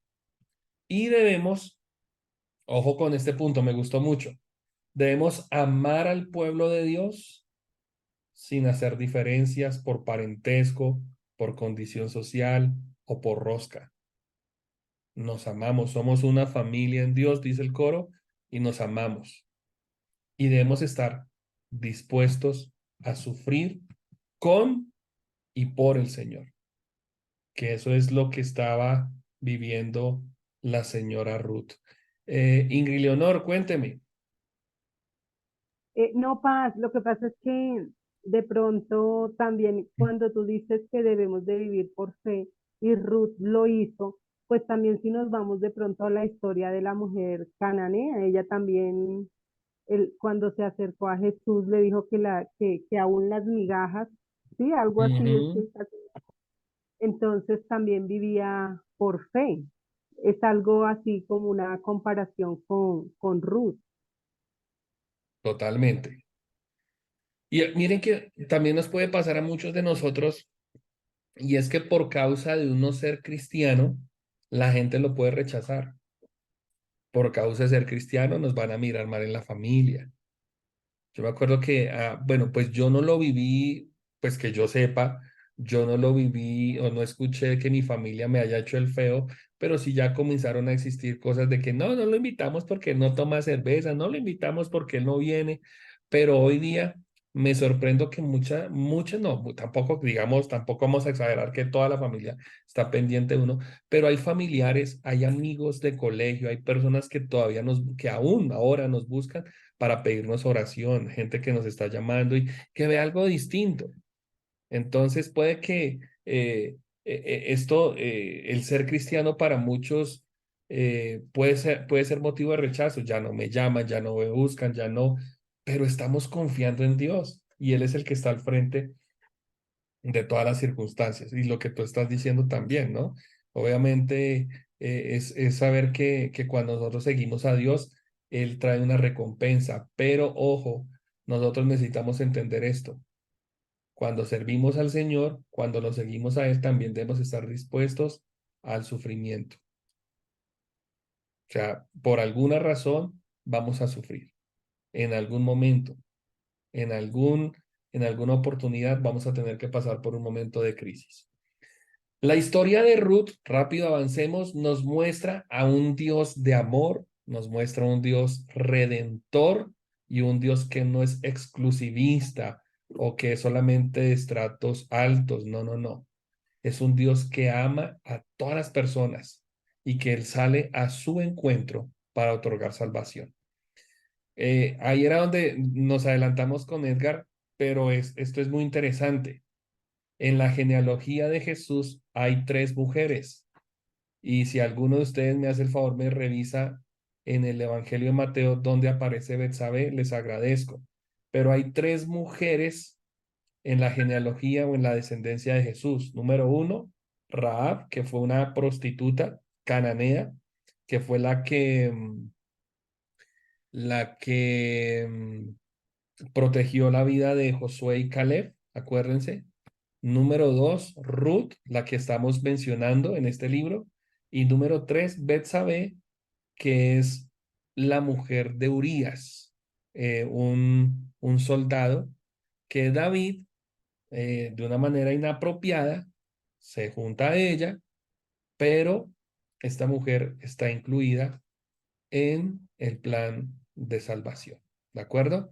Entonces son tres mujeres no judías, pero que están incluidas en la genealogía de Jesús. ¿Listo?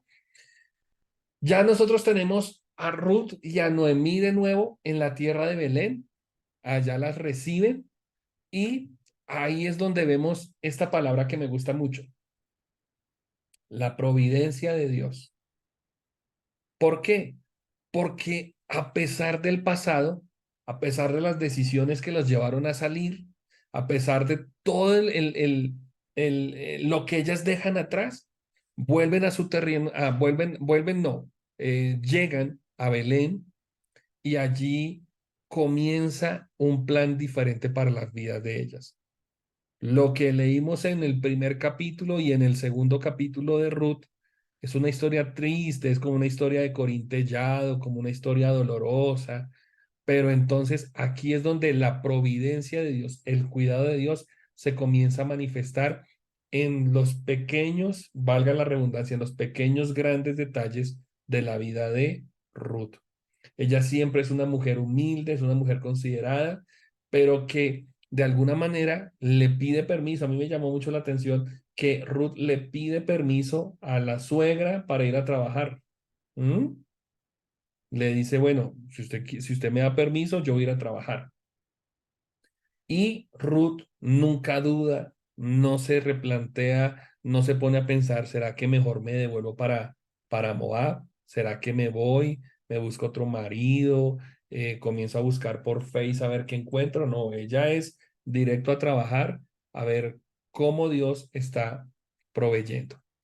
Espigar, el hecho de recoger las espigas, era un derecho dado por la ley a las viudas y a las mujeres y a los pobres, perdón. O sea, era el trabajo en el cual podían emplearse las viudas. Y esta mujer ya lo tenía claro, seguramente alguien le dijo, seguramente alguien la instruyó. Y en medio de ese trabajo que ella le toca asumir, mire que ella no toma tiempo para buscar marido, no toma tiempo para nada, sino es a trabajar. Ahí es cuando aparece en escena Booz, un hombre rico, un judío. Su nombre significa en Booz, en él hay fuerza y hay provisión y hay amor y todo lo demás que encontramos en la historia.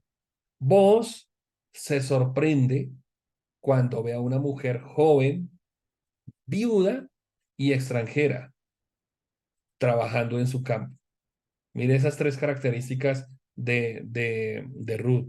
Una mujer joven, viuda, pero extranjera y que está trabajando. ¿Qué hace? ¿Qué hace Booz?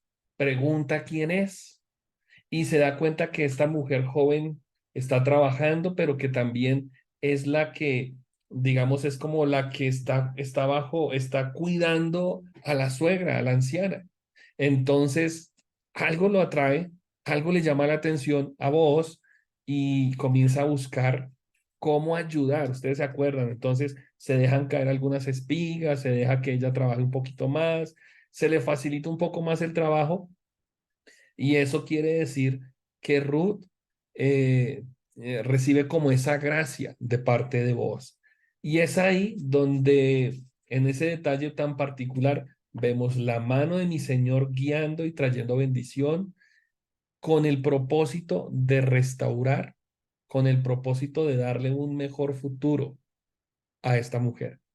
Dios trabaja a nuestro favor en muchas ocasiones de manera secreta, de manera en la que nosotros no nos damos cuenta por advertidos ni nada, pero Dios trabaja siempre a nuestro favor. ¿De acuerdo? Cuando Ruth le cuenta lo que ha pasado a Noemí, Noemí se está dando cuenta que ahí está Dios en acción. Yo me imagino que Ruth va y le cuenta toda la historia. Mire, un hombre simpático me está dando trabajo, me ayuda, me dio una jornada más larga, me da facilidades de trabajo. Y es ahí donde seguramente Noemí dice, aquí está Dios de por medio trabajando.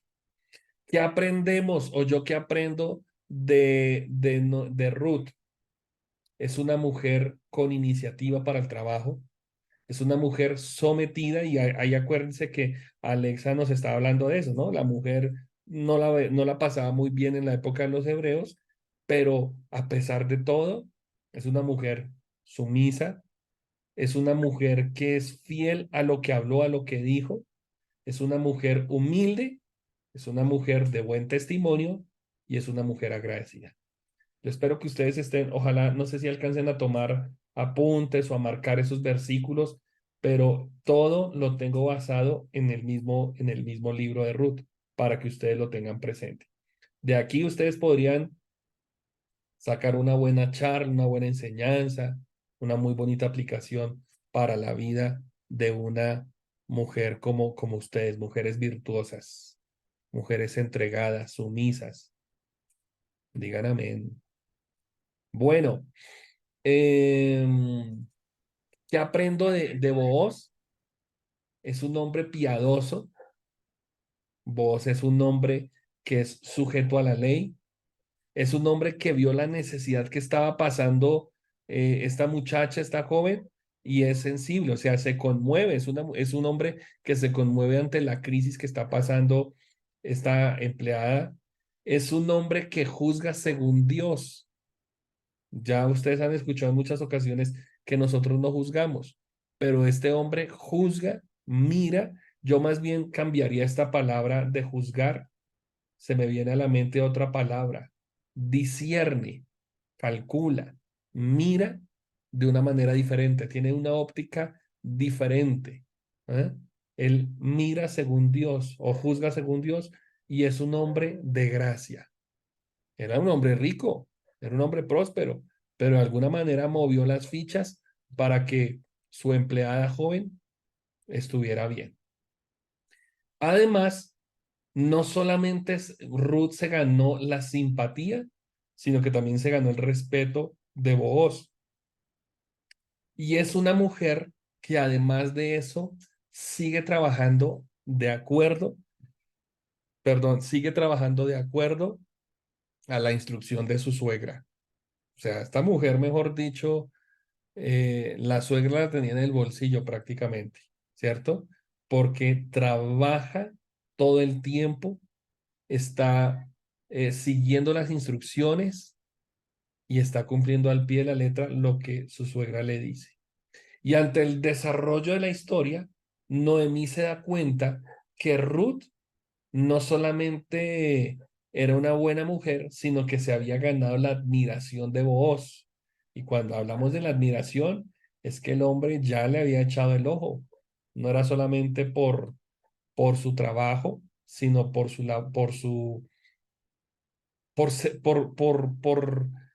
¿cómo lo digo? Por ese detalle muy femenino, por ese detalle de estar pendiente de su suegra, por su trabajo, seguramente había ya estado flechado este hombre por Ruth. ¿De acuerdo? ¿Listo? Y sigo. Noemí no piensa en ella. Noemí no está pensando en ella como mujer, sino que está pensando en Ruth. O sea, ya no la ve como su nuera, sino que la está viendo como una mujer que ahora ya no es la nuera, sino que es una hija. Entonces está deseando seguramente el bienestar para ella. ¿Estamos de acuerdo? Está pensando en el bienestar de Ruth. El plan pasa por enfrentar a Booz con su responsabilidad legal de redimir, de comprar, de redimir a la familia del fallecido Elimelech junto con todos sus bienes.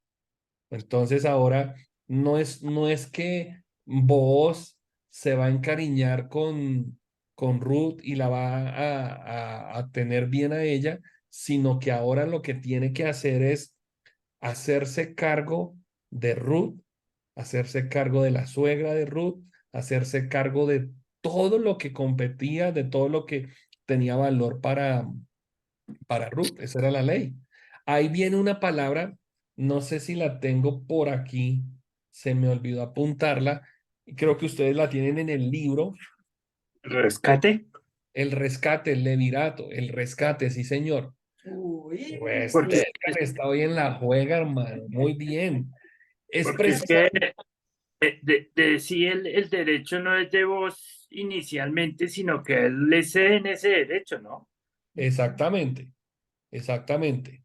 Y lo asume, o sea, mire Ah, no, que, el contento. Claro. claro, bien, es ahí donde uno ve la gracia de Dios, ¿no?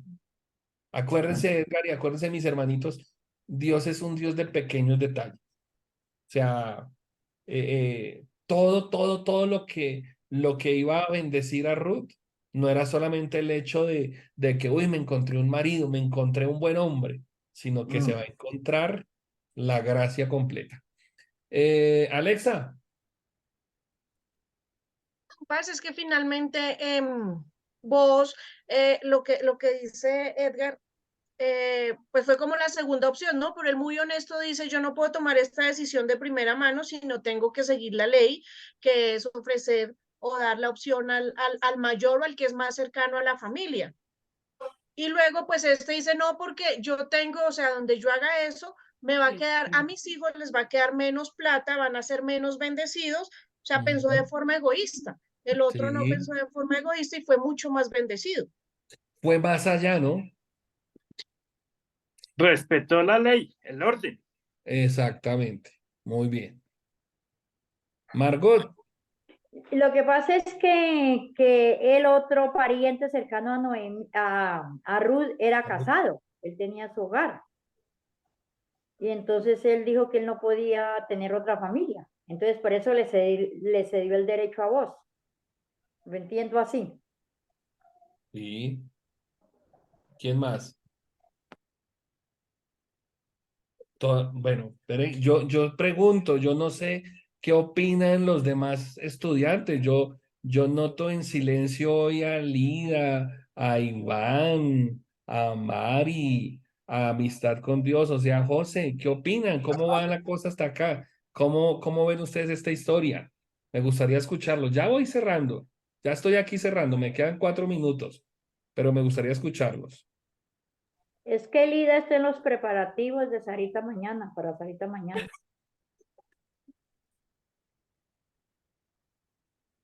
Surprise.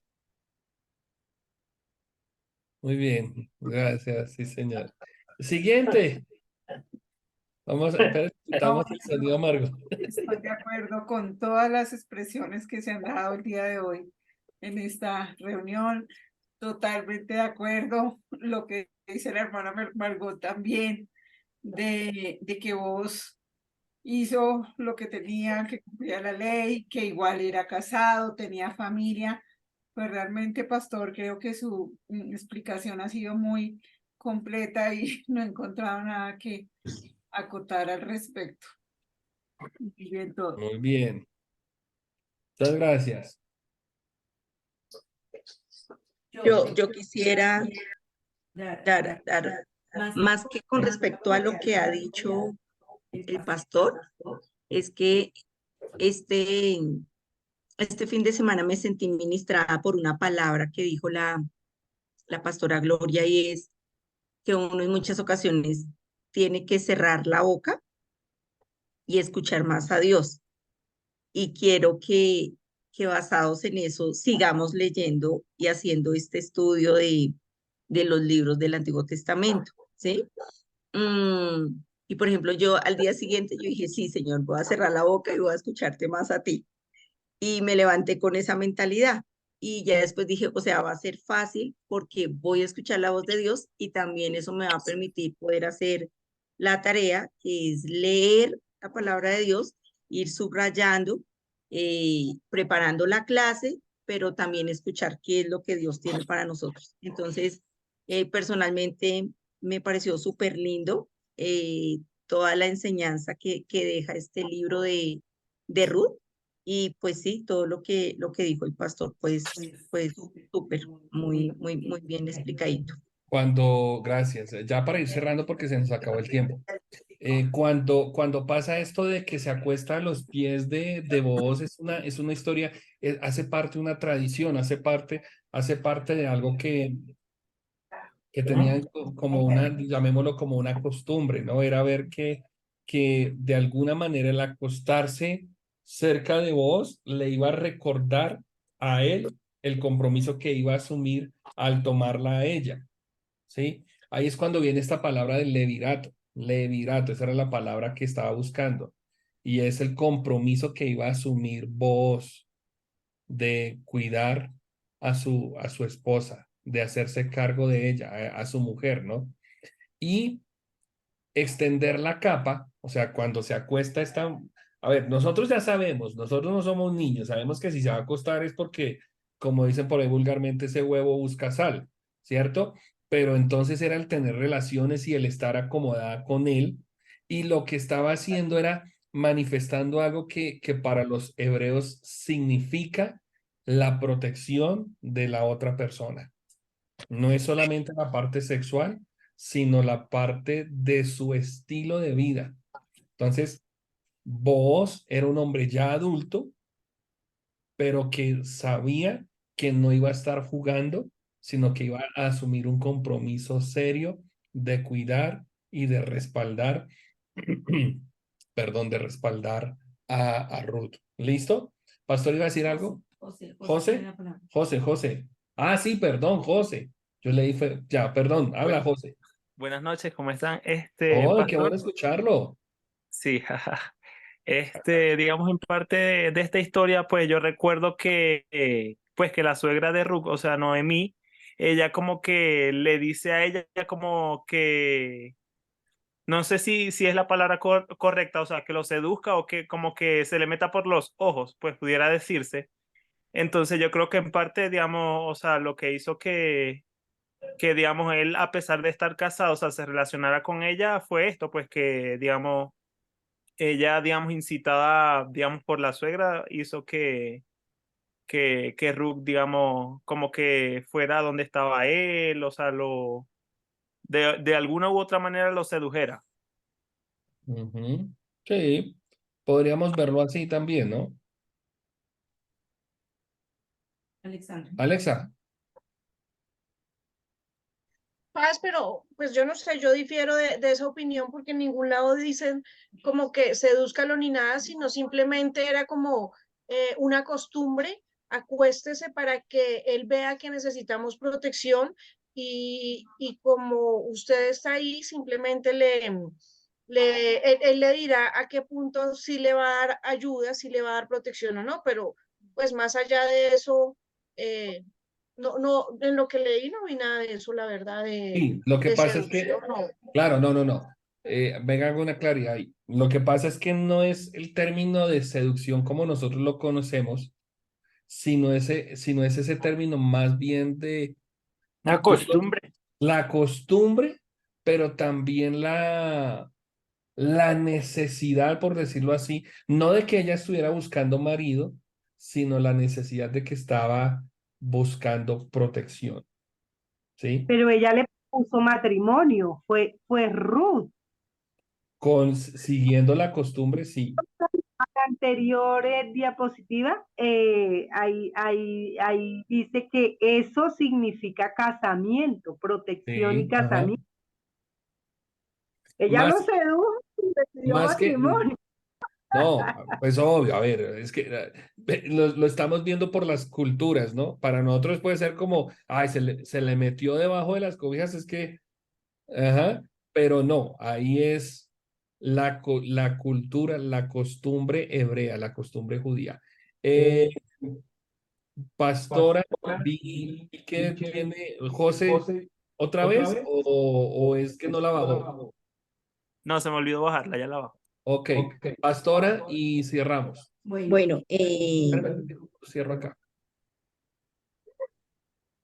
Ya. la suegra Ruth sí le dijo a, perdón, Noemí sí le dijo a Ruth cómo hacerlo.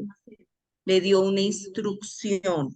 Y por eso en el versículo 6 dice, descendió pues a la era e hizo todo lo que la suegra le había mandado. Incluso la suegra le dijo, no lo toques. ¿Por qué le dijo no lo toques? Para que no la fueran a confundir como una prostituta. Entonces ella le dio una serie de instrucciones y por eso más adelante dice, eh, y él dijo, bendita seas tú de Jehová, hija mía, has hecho mejor tu postrera bondad que la primera, no yendo en busca de los jóvenes, sean pobres o ricos. O sea, él reconoció que también ella no se le había metido abruptamente porque ella no lo tocó, sino que ella sí se presentó. Entonces, recordemos, en ese momento pienso como cuando se acuerdan que, ay, esperen, ¿quién fue el que se casó con Raquel? ¿Quién? Se me, Ajá. No. no, ¿se acuerdan que se me va ahorita el nombre? Es que están aquí timbrando. Bueno, Isaac se casó y trabajó por Raquel y le dieron fue a Lea. ¿Y él cómo supo? Porque fue hasta que ya en la cultura ellas tenían que acostarse en la noche, no las podían ver y pues ahí hasta el día siguiente era que se daban cuenta. Entonces, en este caso, Ruth siguió el consejo de Noemí y sí se guardó como una mujer correcta y no se prestó para malos entendidos con vos. Miren la diapositiva que tenemos aquí en la pantalla. Alguien dijo, ella fue a la era no para seducir, sino para suplicar. No para comprometer su honor de mujer, sino para preservarlo. No fue contra de la ley, sino para que las promesas de la ley fueran respetadas. Sí, tal vez el término que utilizamos no era el más apropiado, y mi esposa acaba de decir algo, o sea, no podía tocar al hombre, porque ese tocar, para nosotros, ahí cuando tú lees la Biblia, tocar es esto. No, tocar es insinuarse. Entonces ella debía mantenerse a la raya. ¿Estamos de acuerdo? El matrimonio levirático no correspondía al deseo egoísta de la viuda. O sea, estoy buscando marido para que me mantengan, sino que restauraba el nombre y la fortuna del marido muerto. El otro, Booz, iba a dignificar no solamente a Ruth, a su suegra, sino también a cubrir lo que hacía falta en su antiguo matrimonio. La moral de Ruth permanece intacta. ¿Por qué? Porque ella no fue inmoral, no se le insinuó al esposo, al Booz, no se le insinuó a Booz, y no contrae matrimonio fuera de la familia. ¿Ve? Eso es para que lo tengamos ahí presentes. Bueno, terminé. Se acogió a la redención del levirato por un hombre mayor y piadoso. O sea, como quien dice, no buscó con quien calentarse un ratico, sino que buscó una persona madura, que lo aceptara, que la aceptara, que la redimiera y que le diera honor. Y aún en el momento de pecado que vivía el pueblo de Noemí, como Ruth y Booz, piensan en hacer las cosas según Dios. O sea, no están pensando en la cultura del mundo. Ay, acuéstese con el primero, mire a ver, no, sino que todo fue despacio, como dijo alguien, despacio y con buena letra.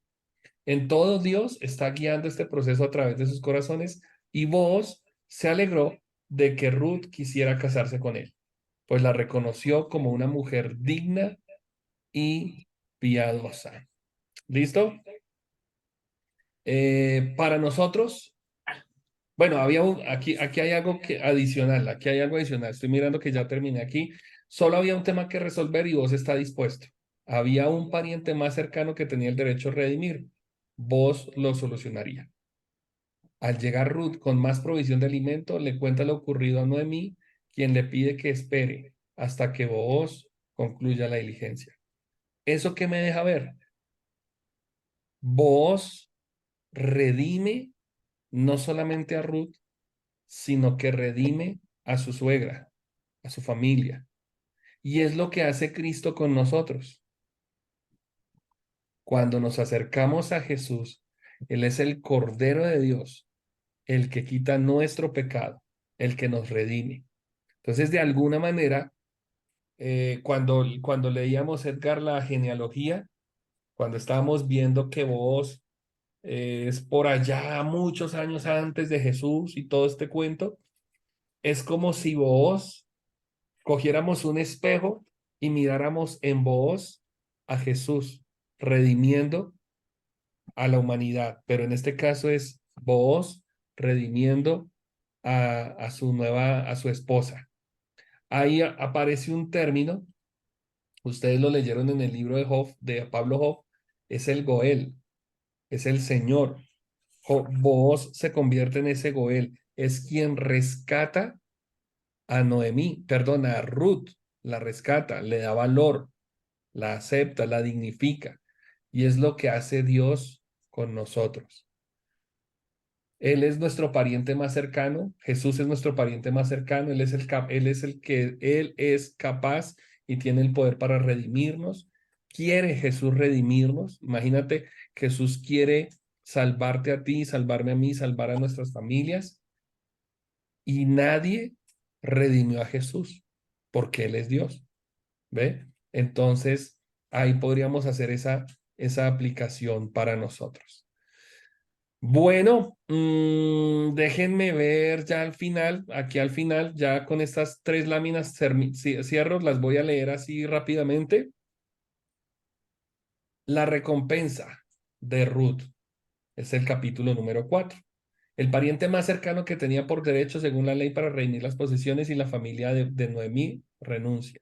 Booz tenía todo el camino libre para retomar a su enamorada y redimir a la familia de Elimelec y sus posesiones. Booz fue diligente y se sujetó a la ley. Él hizo todo bajo la ley. Jesús lo hizo todo por nosotros. Booz lo hizo con sinceridad. ¿De acuerdo?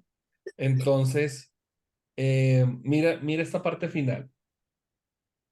Booz redime la propiedad de Elimelec, toma a Ruth como esposa ante los testigos y mencionan a Raquel y a Lea, que era lo que estaba hablando ahorita la pastora, mencionan a Raquel y a Lea al bendecirlos, aceptando a Ruth oficialmente dentro del pueblo de Dios, o sea, la injertó. Acuérdense que el apóstol Pablo, nosotros lo leíamos en las oraciones ahora en la mañana, Pablo dice que los gentiles son un olivo injertado en el olivo original. Y es lo que pasa con Ruth. Ruth es injertada, se metió en esa genealogía, se metió en la familia judía. ¿Ah? Qué interesante, ¿no? La recompensa, le nació un hijo a Noemí, dice en el capítulo 4, cuando nace el hijo de Ruth. Noemí fue bendecida en su vejez con la llegada de su nieto, y el libro finaliza con la genealogía de David, rey de Israel, de cuyo linaje vino según la carne Jesucristo. Fares, Esrón, Ran, Aminadab, Nazón, Salmón, Booz, Obed, que es el hijo de Ruth, Isaí, el abuelito, perdón, Isaí el papá de David. Una gentil se une a la línea mesiánica.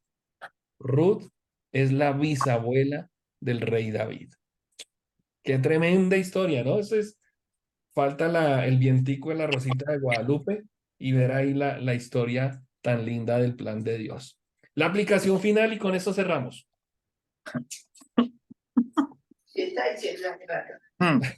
Hey, la obediencia a la palabra de Dios y la diligencia en su obra son señales del Hijo de Dios. Cuando somos valientes por el Señor, ser valientes por Él trae una recompensa. Y tenemos que ser bendecidos, ustedes y yo, tenemos que ser bendición para otros. En algún momento vamos, así como sembramos, vamos a recoger bendición. Como ustedes hoy estuvieron tan juiciosos, tan participativos, no vamos a tener tarea esta semana. Pero sí tienen que leer. No vamos a hacer cuestionario. O sea, le damos la bienvenida a Iván hoy sin tarea, imagínense. Pero sí vamos a leer. Y a Alexa, porque Alexa entró a clase hasta hoy, ¿cierto? Sí. Ah, claro, Alexa, bienvenida. Entonces, esa es la gracia de Dios. Entonces, todo preparado para que no hagamos tarea, pero sí nos vamos a leer los libros de Samuel. Primero y segundo libro. Vamos a leer los dos Están libros. muy largos porque el primero trae 31 capítulos y el segundo igual, otro poco. Bueno, entonces vamos a leer esta semana el primer libro de Samuel. Pero léanlo todo, todito el libro. Y Margot, que es la más juiciosa, Es que es muy largo. le hizo harto, ¿cómo era el resto? Paz, perdón, ¿qué libro? El primer libro de Samuel. Ah, listo. Son Gracias. Son 31 capítulos, nada más. Quiere decir que podemos leer 5 capítulos diarios en una semana. Así es, mis queridos. Recordemos que nos mandaron a hablar menos y escuchar más a Dios. Los Amén. quiero mucho, los bendigo. Qué Ya bueno. entiendo por qué la baja participación. Ponen más atención y hablan menos. Qué pena, por ser nueva no había entendido. Ya sé para las próximas. Mucho ánimo. Leemos, pero no hacemos reporte de lectura. Estoy entendiendo. No hay cuestionario. No hay Reporte cuestionario. sí, Hay reporte sí. lectura, perdón, hay lectura y hay reporte. Yo quiero, o sea, eso es lo que yo veo. Yo quiero ver sus reportes. No, O sea, si hay no tarea, lo vean pues como, el reporte no, son pero me 4 extraña, puntos, mis queridos, 4 puntos. Sin tarea sería solo leer, pastor. no Sí, vean sí, paz.